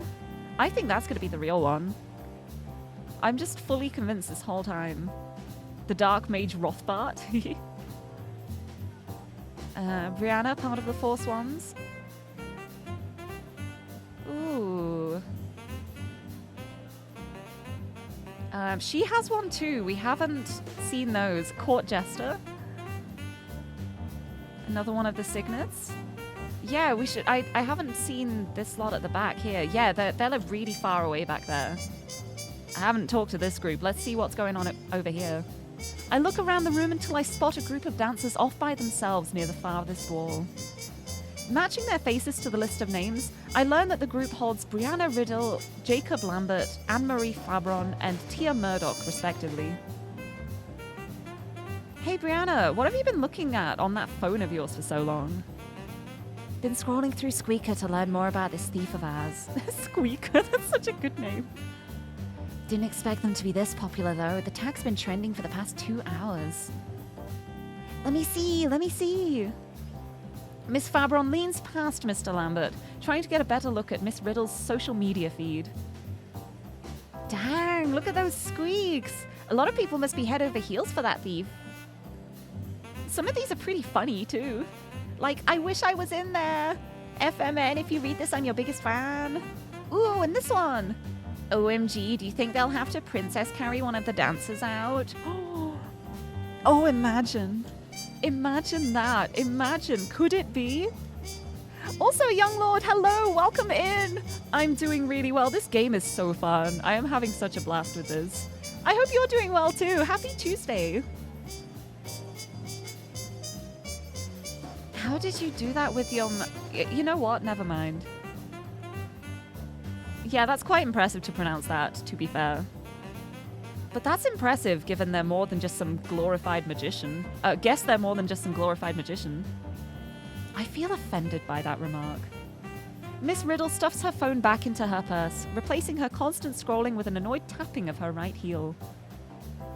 I opened up Squeaker to distract myself from this, but it's just making me more stressed. I wish we knew who had the dang jewel. Why'd they have to keep it a secret from everyone? I can kind of understand why. To trick your enemy and all that. Though I imagine whoever has it is even more stressed than you are, bro. Miss Murdoch places her hand on her chin, staring at her colleague in a comical manner. Unless Brianna's the one that has it, hence her being so nervous. Oh, shut up, Tia. What are you, the next Holmes? They all just laugh it off, making the mood upbeat once more. You know, even though Tia was kidding, I could believe you had the real deal, Brie. Huh? Why? You're one of the most trustworthy members of the company, not to mention just in general. Everyone can rely on you easily, and you're nice to boot. I can attest to that. I'm sure you can, buddy. Look at that. Look at that expression. I'm sure you can. You, Irina, Adriana, and Alex are the most trustworthy out of all of us. It's Irina. If I had to choose who had the jewel, it'd be you or them. What? In the midst of Mr. Lambert and Miss Fabron's flattery, Miss Murdoch lets out a laugh at seeing her friend's face turn bright red. What's the game about? This is a Lirie game about a phantom thief who steals jewels and then returns them because it's all about the performance. And we are currently in the museum at the moment. We're trying to steal one of these jewels, but they've made a bunch of fakes. So only one of them is real, and we got to figure out which one's the real one. But I'm pretty sure I figured it out before even getting any clues. So, tee-hee. I'm excited. Come on, you two. You're going to make Brianna faint with all this. Look at her. She's turning into a beetroot. Tia, shut up. The group playfully laughs together, seeing Miss Riddle so embarrassed. Meanwhile, I'm writing down the info I've gleaned from their conversation. It might seem minor, but trustworthiness could be a good thing to consider in finding out who was given the real jewel. Gotta consider everything after all. Yeah, I know who it is. We've got all the info now. It's Irina. Irina has it. Oh yeah! I haven't eavesdropped on both of them here yet. Oops. I didn't listen to the other two. I was so fixated on Detective O'Malley and Max. There's the other two as well. Let's listen to the Chief and Sir Wilkinson. What are they talking about? Theatre Kids game. Maybe. I'm very happy with it. It's so fun so far. I love it. I'm just like, yes, this is targeted towards me. Although, I was never a theatre kid because I was always too shy. But I think I would have been. If I had confidence, I would 100% have been a theatre kid. I'm just a shy baby. I'm too shy. It's why I became a cat girl on the internet. It's much easier to do stuff on the internet. Thank you for the posture check and hydrate too. And I get a head pat. Let's have a big stretch before we listen to whatever these two are talking about, the mustachios. And I will have a sip of my monster. Replenish my brain cells. The older gentlemen are a stark contrast to the younger duo next to them, as the two of them joyfully trade quips with one another. And I thought for sure the old man was about to pop a left hook right in his face. Oh, what a tale. Amid their chatter, Sir Wilkinson looks around the hall, eyeing all the jewels hanging around the dancer's neck with intrigue. You know, this is the first time Max has done something like this. I'm quite impressed at the hard work he put in to get all this ready. Oh, certainly. We worked together with the ballet company for ages to make sure everything was perfect. No water? The first ingredient in Monster is carbonated water. It's the first thing on the list before anything else, so I think it counts enough. But I'm drinking the Ultra Fiesta Mango flavor at the moment. It's the one, above my head on the screen. I got my Monster. I got my mango flavor. Woman go today because Lirie time, but... Lirie, don't worry. Don't worry about it. I'm fine. Everything's fine. I'll have another stretch. I do have soft drinks as well. I'm not just drinking Monster, I promise. But I need more Monster for now because I'm still half asleep, even after being awake for 4 hours. Listen here, smart person. Teehee, don't worry about it. You're welcome. You wouldn't believe the details that went into making all the fakes. Oh, I can only imagine. Although I'm more impressed he managed to convince the director to take part in this, knowing full well how much that duel means to the company. Is there some sort of agreement they made while making their arrangements? Haha, nothing can get past you, sir. But yes, a few conditions were made by the director that had to be followed for this whole plan to exist. I'm guessing it's going to be about who would have the actual duel? Mayhap? Perhaps? I should also drink water. No, like, I'm drinking soft drinks, but, like, no sugar drinks. There's no... I'm having sugar-free drinks. So I'm not, like, just being really unhealthy. I can't just drink water on its own. There's something about it. Like, the only time I will ever have water on its own is if I feel like I'm literally dying of thirst and my entire mouth is dry and there is nothing else around. I just can't do it. I need, like, a bit of flavor. I need a little bit of flavor to it. Monster counts as water now. I think sometimes as a treat. It's allowed. Have cordial? Yeah, I do have squash. I have squash a lot of the time. It's like if I'm having water, I have to put a bit of flavor into it. But today I have like some zero sugar Sprite that I'm drinking as well. But yeah, I'm staying hydrated healthily. Don't worry about it. What if I make the water pink? That won't change the taste. That won't change the taste of it though. But no, I'm fine with drinking. I drink a lot of like non-monster too. The monster is a stream treat. But yeah, I drink plenty. Don't worry about me. I know it may sound worrying when it's just like, hi, I'm just gonna drink monster all the time. But yeah, I don't need mothering, please. See, like, the more people say, like, hey, you should drink water, the more it makes me not want to drink water because I am a cat. And, like, if I'm told to do something, I'm like, well, now I don't want to do it. So the best way to get me to drink water is to not tell me to drink water. Thank you. Anyway.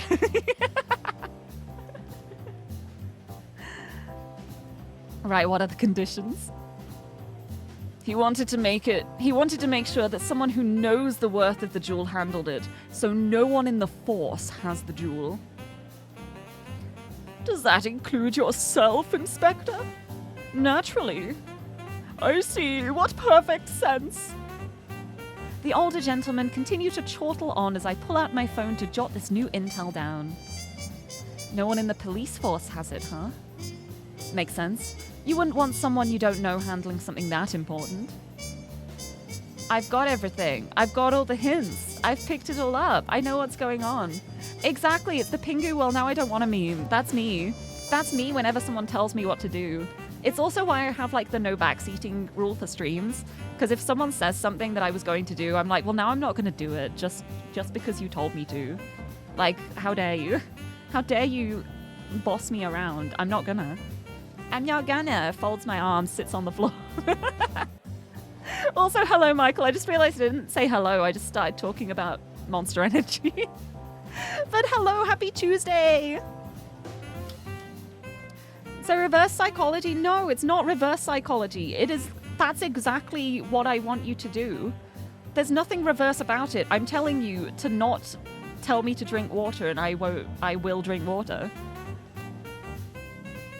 I'm outright saying that. I'm not, like, framing it differently.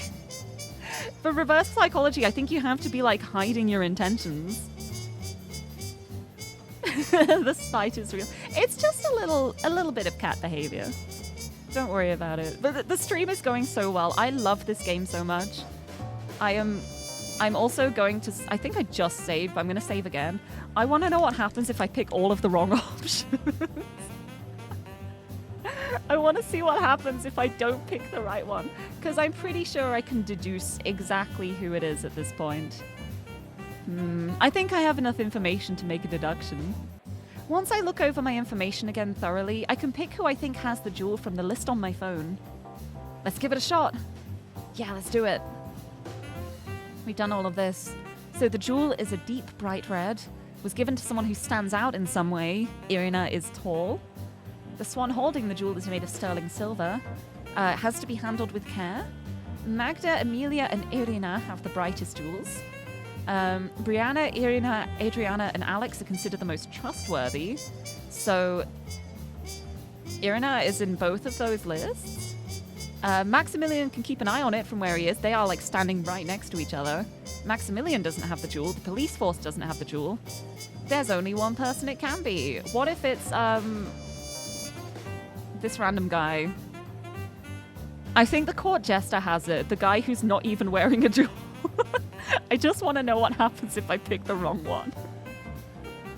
I'm just curious. I know exactly who it is, but I want to see what happens when I get it wrong on purpose. I think it's the court jester. I shall be the jester now.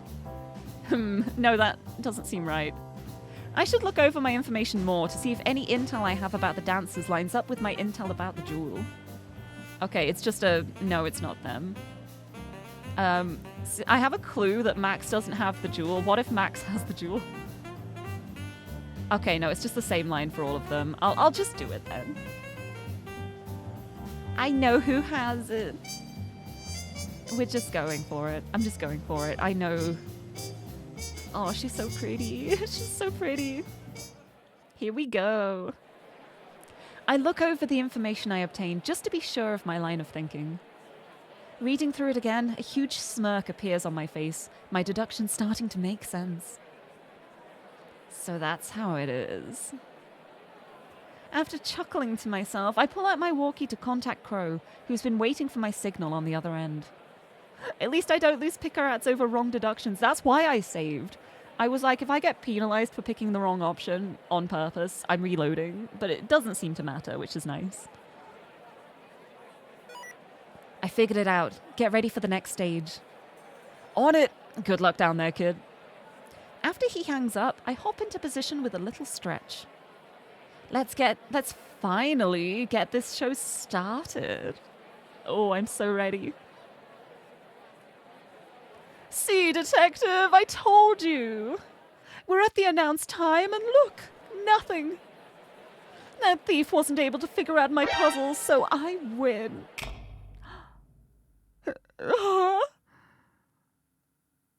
This is... The sudden darkness causes all in attendance to stop their conversations, looking at each other with worry in their eyes. While the dancers whisper to each other, unfamiliar with the situation, everyone else immediately springs into action. It's the thief!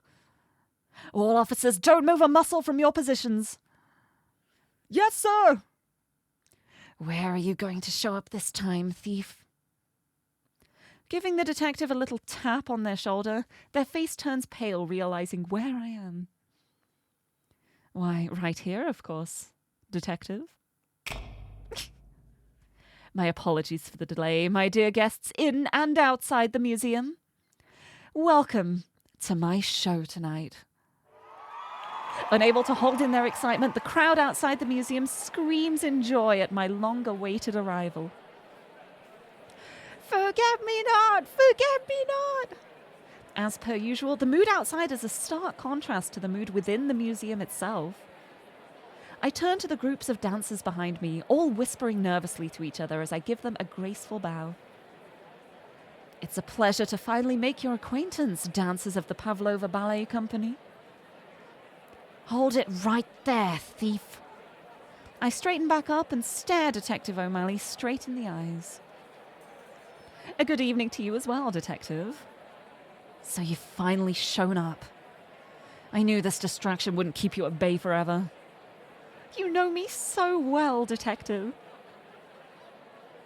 In contrast to Detective O'Malley's determination, Maximilian simply stares at me, his face having gone pale. You being here right now, that can't mean what I think it means, does it? That I've solved your little puzzle? Why, yes, it does. I believe you've said it yourself. If you manage to figure out which lovely dancer has the real jewel, then I concede defeat for tonight. Was that not what you said earlier, Maxie boy? Maxie boy? Max starts sweating bullets at my jabbing remarks. Meanwhile, I spot Detective O'Malley and a handful of officers trying to hold in their chuckling at my playful nicknaming. Even if I did say that, do you really think I'm just going to let you take the jewel? Security! In the corners of my vision, on cue with Max's statement, I see the numerous officers standing their ground next to their assigned groups of dancers. Instead of being intimidated, however, I can't help but let out a small laugh. And what are you laughing at this time? You can't possibly be thinking about succeeding, are you? You seem quite confident, Detective. We simply learned from your little trick last time, so both the breaker and any other light sources have been secured. Even then, the jewel is on a person this time. Which makes it impossible to take the jewel off of them in a timely manner, is what you're saying. Correct? You're right. This is so foreign to me. I don't know if I'll do it. I comically tug at my collar, gazing around the room with a sad look on my face. It's so stuffy in here, too. Must be because of all the people. Let's fix that, shall we? Wait, what are you... Before Detective O'Malley can react, I pull out a remote from my pocket and push it. Soon after, the fans and vents in the room start blowing harder, creating a strong wind that circles the room. And also reveals... Feathers! Wait, that's so cool! That's so cool! What the heck? What the heck? I was expecting like smoke or something. That's so cool. That's so cool. Oh, what a performance. Oh, I love this. What is this? Feathers? The whole room becomes engulfed with countless feathers, detaching themselves from their hiding spots on the walls. Amidst the chaos of the sudden swarm, I start running over to my target, with my walkie in one hand giving orders to Crow. Stage 2 is go. On it. Stuffing my walkie back into my pocket, I make it to my target and quickly ring one of my arms around her waist. Oh my god. Hello? What are you... I suggest you hang on tight. As the officers notice me making my move, I pull out my grappling hook and aim it at the ceiling above me. Ah! Zipping at top speed back up to the roof, I spot the detective pushing through the feathers to the nearest employee stairwell. Forget me not!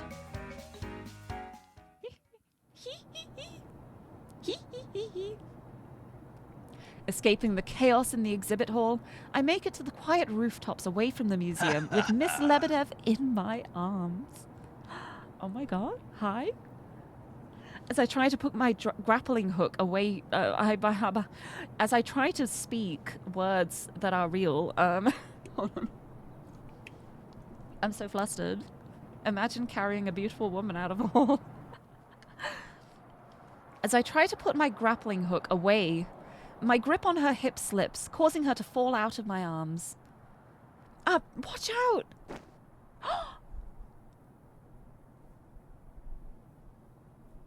Oh my goodness. Hi? I quickly catch her, wrapping both arms around her back. Yes! Wrapping both arms around her back as she instinctively wraps hers around my shoulders for stability. Are you all right? I'm fine. Our eyes lock for a brief moment, the glow of the city behind us barely illuminating our faces, as I quickly scramble to get her back on her feet. I am so sorry about that. You're not hurt or anything, are you? The ride-up didn't cause any damage or anything? But Miss Lebedev doesn't give a response. She simply stares at me with a confused look on her face. And then, the most bizarre thing greets me afterwards.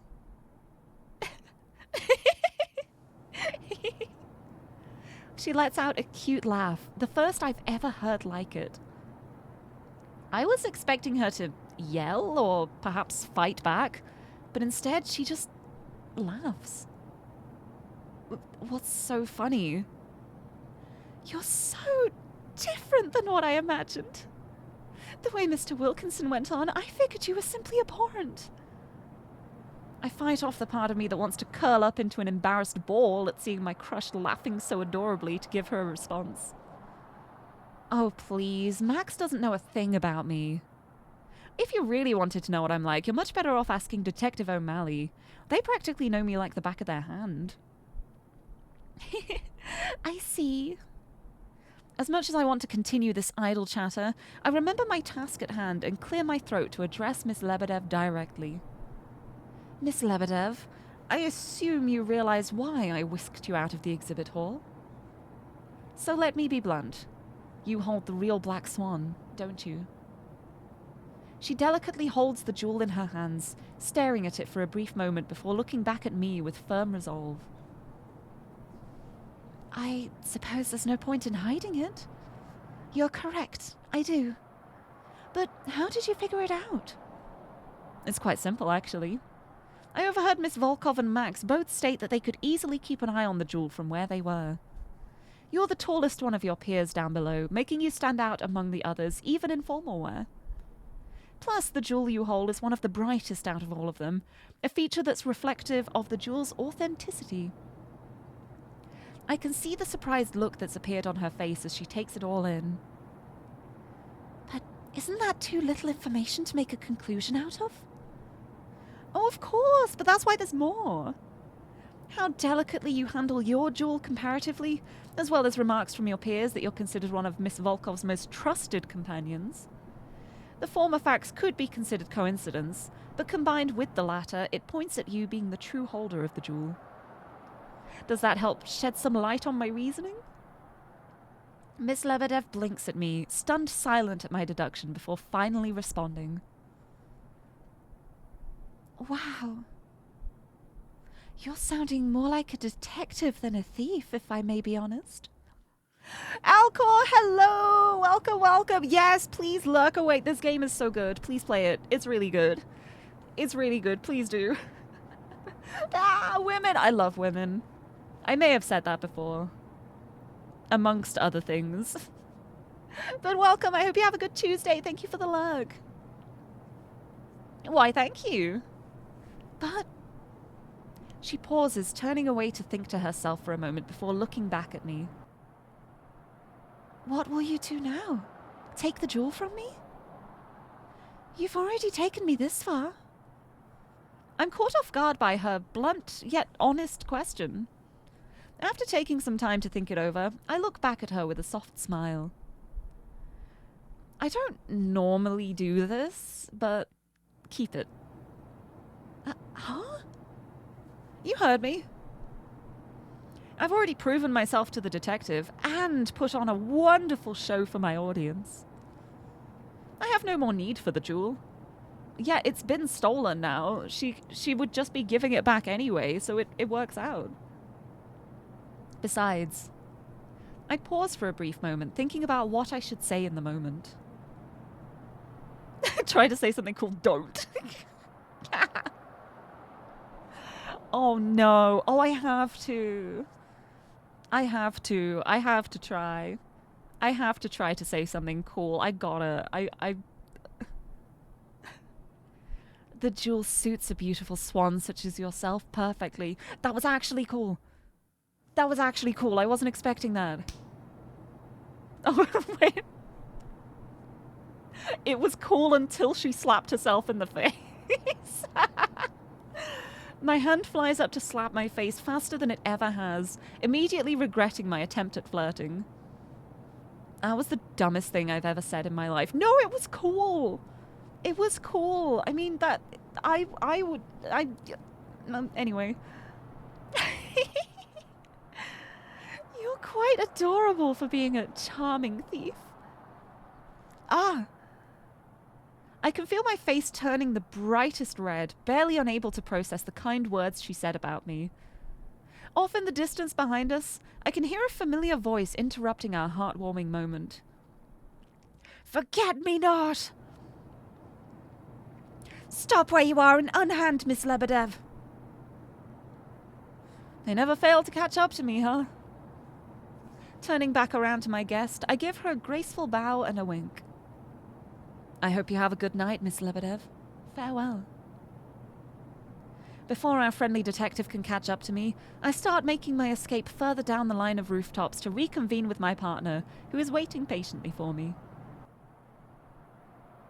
What took you so long? Hey, where's the jewel?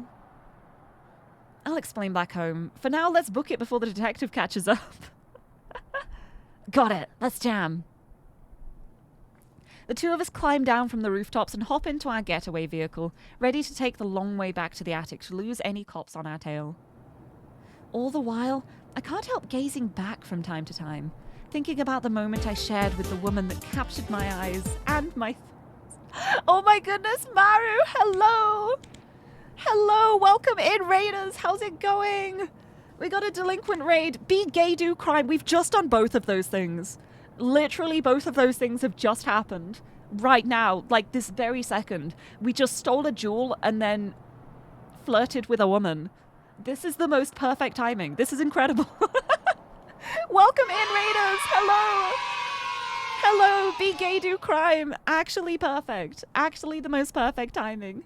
Welcome in. I hope you had a good stream. Hello, Raiders. To anyone who's new here, hello. I'm Lirie. I'm a pink-haired cat girl from the UK, and I love comfy games and puzzle games and women. We got women. We got women right now, and they're really good women, and I love this game so much. But welcome in. I hope the stream went well. Also, Skylarker, thank you for the follow. Welcome in. Oh, you were playing Final Fantasy VIII. Have to run to get your meds. Oh my goodness, yes, please run. Go get him. Go get him. But thank you so much for the raid. I will look after your community. Take care. Welcome in, everybody. I'm just imagining Maru, like, riding along on a motorcycle with a bunch of people behind her, throwing everyone off, just like, you're here now. This is your home now. Bye! But welcome in, Raiders. If you like women, we got women. If you like crime, we got crime. Only in the game. I don't commit crimes. I've never committed a crime before. I am completely innocent in any way. If anyone mentions arson, it is just wrong and false and has never happened. Just to, like, get that out there ahead of time. But yeah, all jammed into the bike sidecar. Yeah, exactly. Like, the door just flings open and everyone, like, flies out like a clown car. But thank you for the lurk. And thank you, Libsep, for the lurk, too. I didn't say, I got distracted, but thank you. But yes, if anyone wants to stick around for a bit, there's never been arson here. It's just not happened. But I hope you enjoy your time. For context, I'm currently playing a Lirie game called The Mysterious Thief Forget-Me-Not. We just stole a precious jewel from a museum, which was being worn as a necklace by a beautiful woman.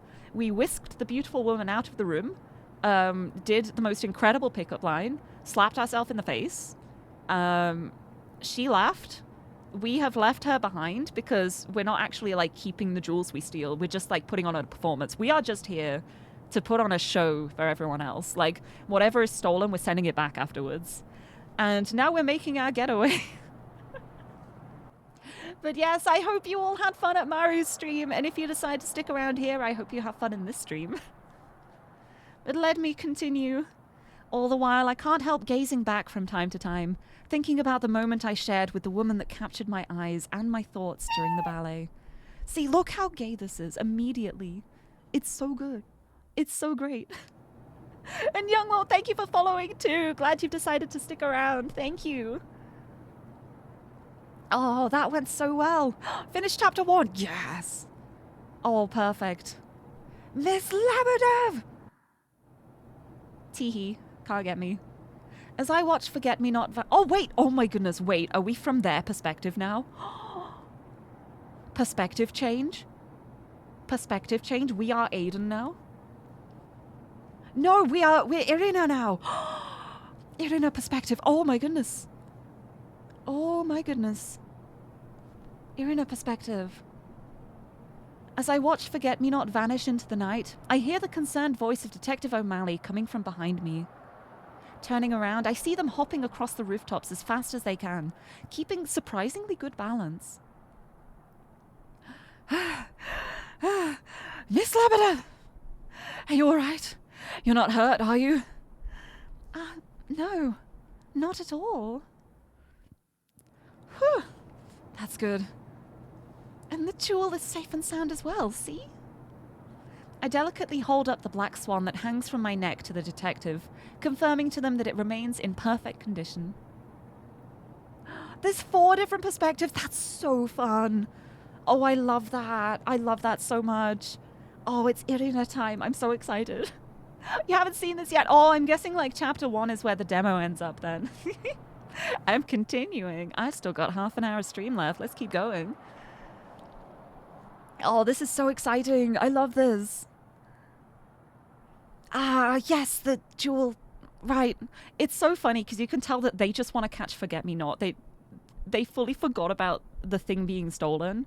They just really want to catch the thief. But they still haven't. Tee-hee. Anyways, I imagine you've had quite enough of being up here. They take some time to catch their breath, then hold out their hand, offering it to me. Let's get off these rooftops and head back to the museum. Of course. I grab hold of them, and we make our way down to the streets below, walking back to the museum with careful yet hasty steps. Chapter 2. Irina! Yes! Was that a lily? Was that a lily? Was that Lirie? Hold on. Wilkinson Museum of Art and History, May 14th, later in the day. Re-entering the museum, I see the state of disarray it was left in by Forget-Me-Not's trick. The fans and vents still running wild due to the thief's hijacking, blowing air all around the room. Along with countless feathers scattered all about the floor, many of which landed on my colleagues who are brushing them off themselves. It's quite a mess in here, isn't it? You could say that again. That thief really did a number this time. It's going to take hours to clean everything up at this rate. Again. Again? You don't want to know, trust me. Irina's back! The detective and I look at where that outburst came from, and we see a small group of my fellow dancers running towards us. Others around the hall see the commotion and join in, despite being in the middle of on-scene interrogation. Irina, you're safe! Are you all right, Irina? I'm sorry I worried everyone so much. But I'm back now. As everyone huddles around me, letting out their pent-up worry, I see someone else running towards me from the eastern wall with even more vigor. Yeah, it's going to be the uncle, right? You'd take a feather home. Oh, me too. I would be scooping up a handful of feathers to keep as, like, a keepsake. Grab, like, a bunch of them and then sell them online to fans of Forget-Me-Not. You can make a killing. It'd be great. You'll just forget all this when you play the rest of the game in several months. Yeah. You're going to wait several months to play it? I don't think I could. But yeah, it's so fun. This is so great. Inca! My uncle, looking pale and shaken up, wraps his arms around me in the biggest hug he's ever given me. I wrap mine around him in return, being just as happy to see him as he is to see me. You have no idea how worried I was about you. Are you hurt? Did that thief do anything to you? They flirted with me. It's all right, Uncle. I'm fine, see? Are you all right, though? You look absolutely pale. I thought I was going to faint. One moment you're next to me, then as soon as the feathers let up, you were gone. I was this close to knocking some sense into that young man for putting you through this before you walked in. Oh, no. Should have arrived a little later. That's a shame. I look to where my uncle is pointing, only to find Mr. Wilkinson sulking in the corner, where we stood before the heist. Amidst our joyous reunion, Detective O'Malley clears their throat and addresses us directly. You already have the next game planned. Oh, I see. Yes, very understandable. See, I'm just like, what if every day is Women Day? Was he talking to the jewel? No, he was talking to her. It's, he's her uncle. Like, they're related. He was worried about her specifically. Amidst our joyous reunion, Detective O'Malley clears their throat and addresses us directly. I don't mean to interrupt, but I'd like Miss Lebedev to come with us to the precinct for some questioning.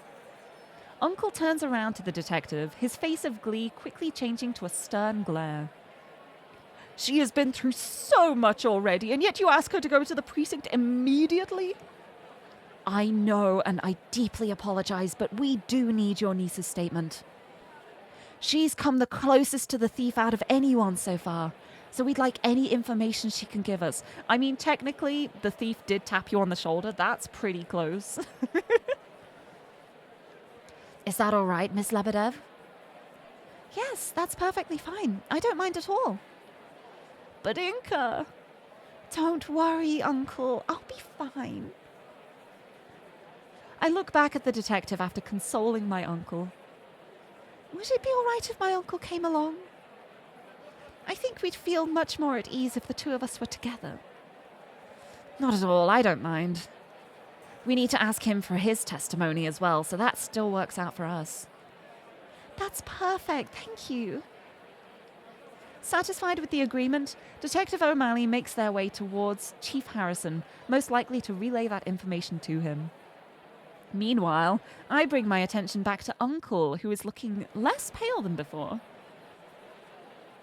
Is this all right, Uncle? I suppose that is. However, are you going to be all right? I imagine you're absolutely exhausted after tonight. A little. But no worries, I can handle an hour or so giving my testimony to the detective. And then we can return to the hotel with everyone else in peace.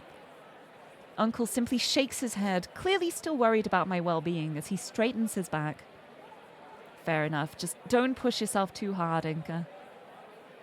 Uncle begins to walk towards the detective in chief, who are talking about the case in detail to one another.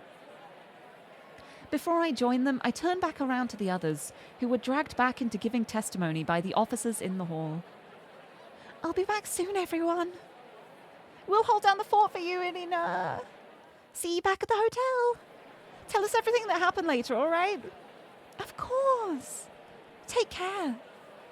After waving goodbye to everyone, I start walking over to Uncle and the rest, who have been waiting for me this entire time.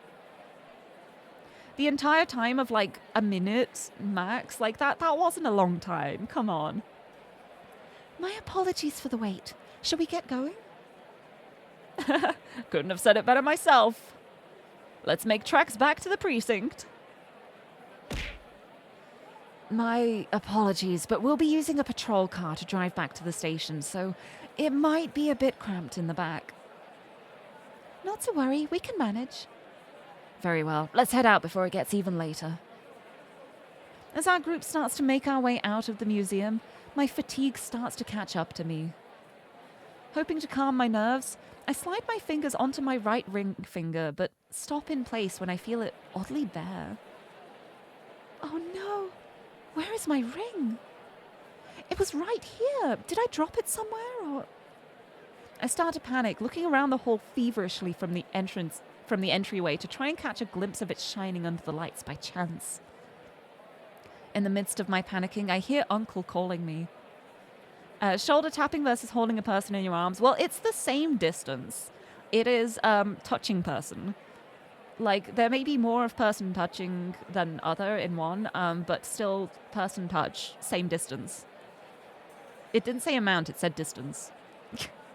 That did not make any sense whatever. Why say many word when few word do trick? Don't worry about it. Also, Kunye, hello, happy Talos Tuesday. There's no Talos here.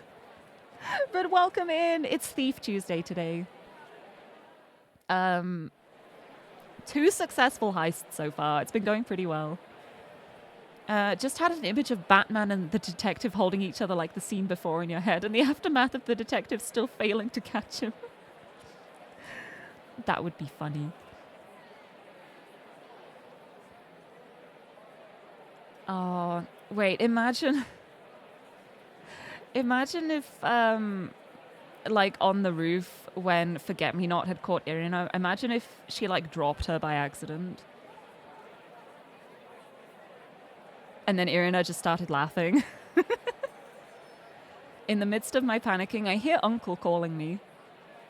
Inca, is everything all right? Yes, Uncle, I'll be right there. I know I had it with me. Oh, I hope I didn't lose it. I tried to take my mind off of it, catching up with the others outside in the parking lot. Uh-oh. 1, 2, 3. 1, 2, 3. Keep in sync, everyone. Despite how eccentric the previous night was, the next day goes on like any other. Getting up and eating breakfast together, going over our schedules for the day, and then practicing our scenes to maintain the level of polish that's expected of us. But in the middle of afternoon practice, I suddenly feel a wave of exhaustion hit me as we work through the scenes on the lake.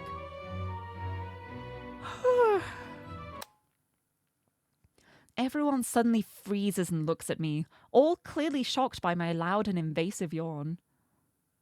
Our instructor, on the other hand, lets out an audible sigh as she turns off the music. Irina, are you all right? This is the third time you've yawned this scene alone, and they're getting worse. Sorry, I'll try to hold it back next time. You said the same thing a few minutes ago. I can feel my face turning bright red, making me avert my gaze from her. However, Brianna, placing her hand on my shoulder with a gentle nod, speaks up. Hey, Teach, maybe we should take a break. We were all kind of tired because of that night at the museum. Yeah, I feel like you should probably at least take one day off from practice after all that. Everyone in the room nods in agreement, some even letting out yawns they've also been trying to hold in. Our instructor goes silent as she thinks to herself. Dip, hello, welcome in. Welcome. We got women. Happy Tuesday. I hope you're doing well. Very well. Everyone, take about 20 minutes to wake yourselves up. That's still not like a day off, but at least it's a rest. Slightly. Once you're all good, we'll start right from the top of scene 12. Yes, ma'am. On cue, everyone around me splits up into their own little groups, eager to take advantage of the break. Some find places to sit and relax, while others grab their bags to pull out snacks they've been saving for a moment like this. I wish I had snacks. I'm still hungry from the breakfast at the start of the game. Before she joins the others, I call out to Brianna. Brianna, thank you for that. Hey, think nothing of it. Now go get yourself a coffee or something, otherwise we're going to be dancing to Sleeping Beauty instead. Ha ha, very funny. Brianna runs over to the other wall and makes herself comfortable on one of the vacant seats. Just as I'm about to find my own spot to relax, I feel someone tapping my shoulder. Turning around, I see Damien, who looks quite eager to have my attention.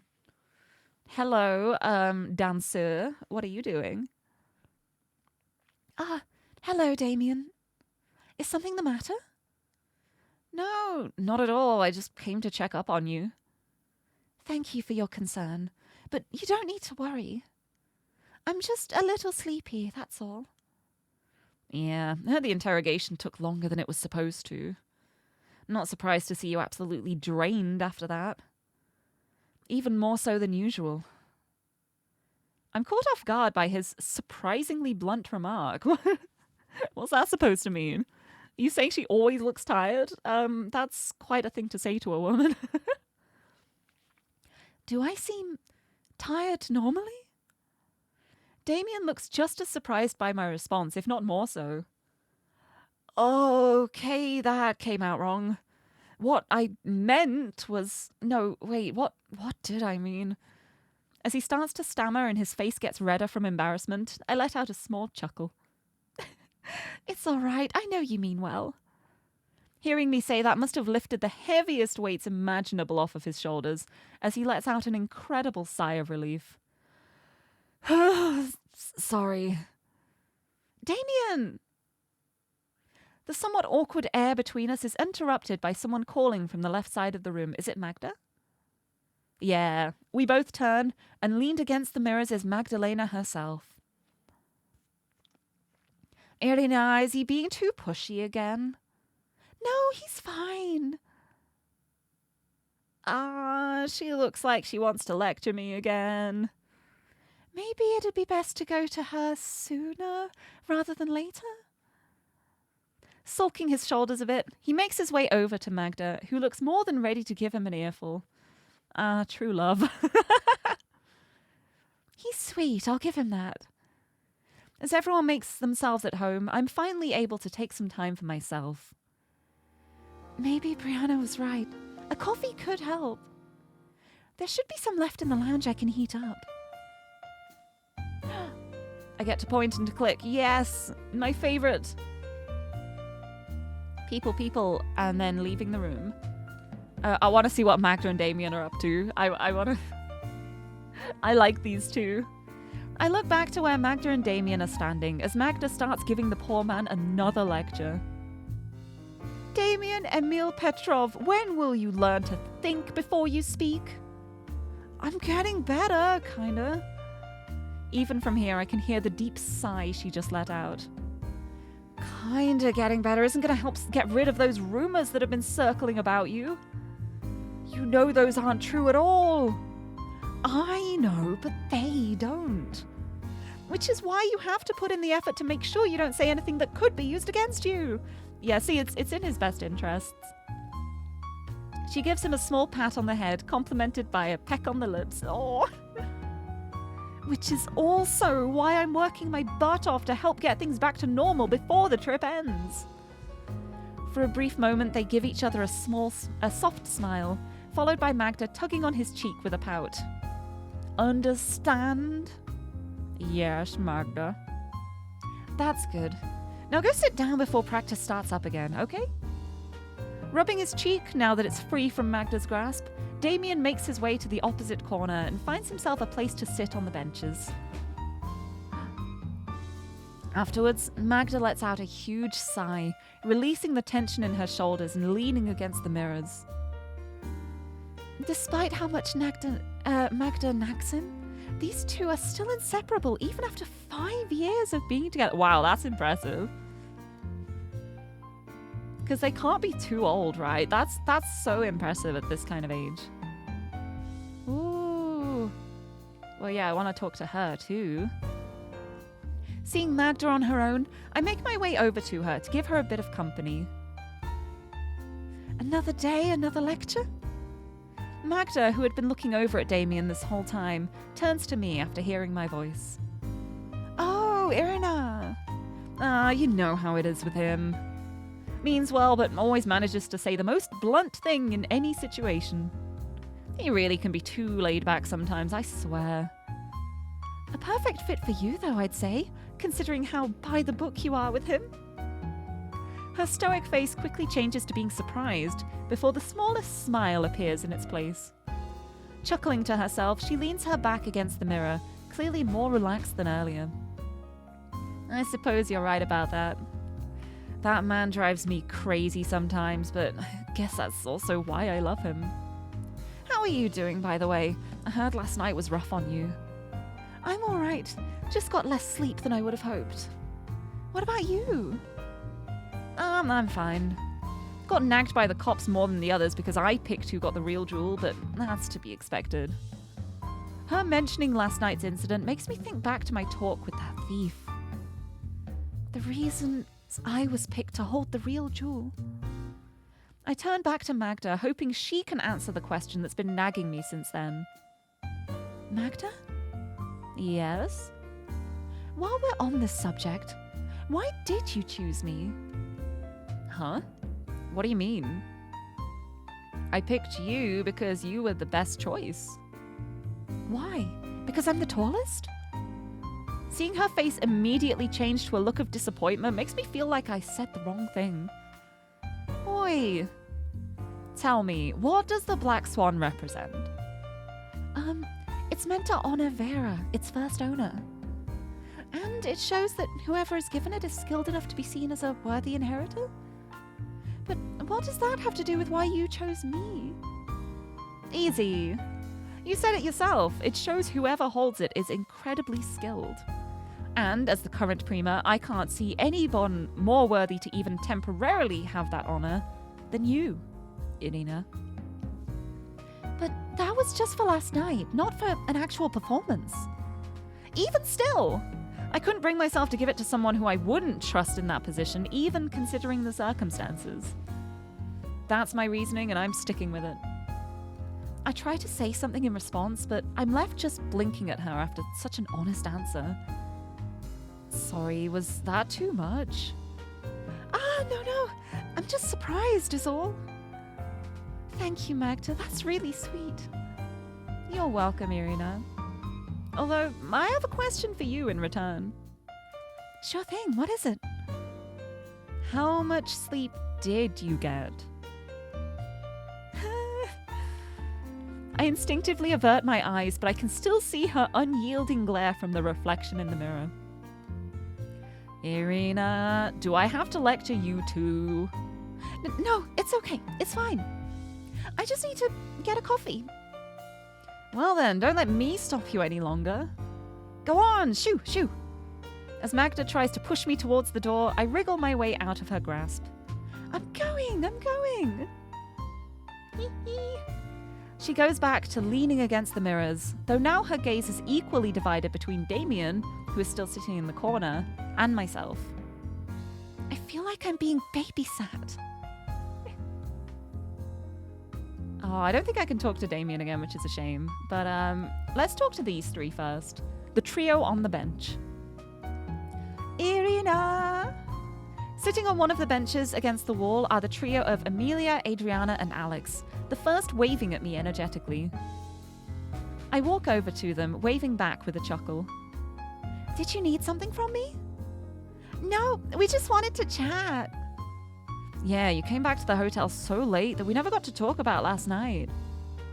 Oh, right. I did promise I'd tell you about the incident, huh? You can tell us now. No pressure or anything, though. I don't mind. The trio seems absolutely giddy at my answer as they scooch over to make me some room on the bench. I take my seat and get comfortable, turning to face them. Not a lot happened, but I can at least tell you this much. I recount everything that happened for them. Being carried across the rooftops, the thief letting me keep the jewel, and Detective O'Malley catching up to bring me back to the museum. Dang, no wonder you were so tired last night. Though I'm surprised how boring your talk with the thief was. Yeah, in all those Phantom Thief stories, something super romantic would happen. But nada, how plain can you get? Well, I did leave out one thing from my story. The dip. If I had mentioned that, there's no way I'd be able to leave and get my coffee before break ends. Oh, that's very true. Yeah, they wouldn't be able to leave it at that. Although, I think Adriana notices something seems off, as she suddenly speaks up among the chattering. You sure you said everything that happened? That I did. Alright, I'm not going to press you on it. She leans her back against the wall, and as the others settle down, I stand up from my seat. I'm gonna go get myself a coffee now. Do any of you want anything? The three of them shake their heads with little nuh-uhs, almost in tandem with one another. You go wake yourself up then, or Brianna won't be able to save you from Teacher's classic disappointed gaze again. I can bet you that if she heard that, she'd be burning a hole right through your head right about now. With a giggle, I wave by and walk away, letting them take that space on the bench back for themselves. Right, I think it's just leaving the room now. What time is it? Ooh, only got 10 minutes left. I have a little idea that I want to try. Just for like the last 10 minutes of the stream, I think I'm going to save this here and have this as my continuing point for when I next play this game, which definitely will happen because I'm going to finish this game. I really like this. I'm gonna finish all of this. I don't know when. It may get a little bit delayed because of spooky season starting. But then, hold on. Let me check.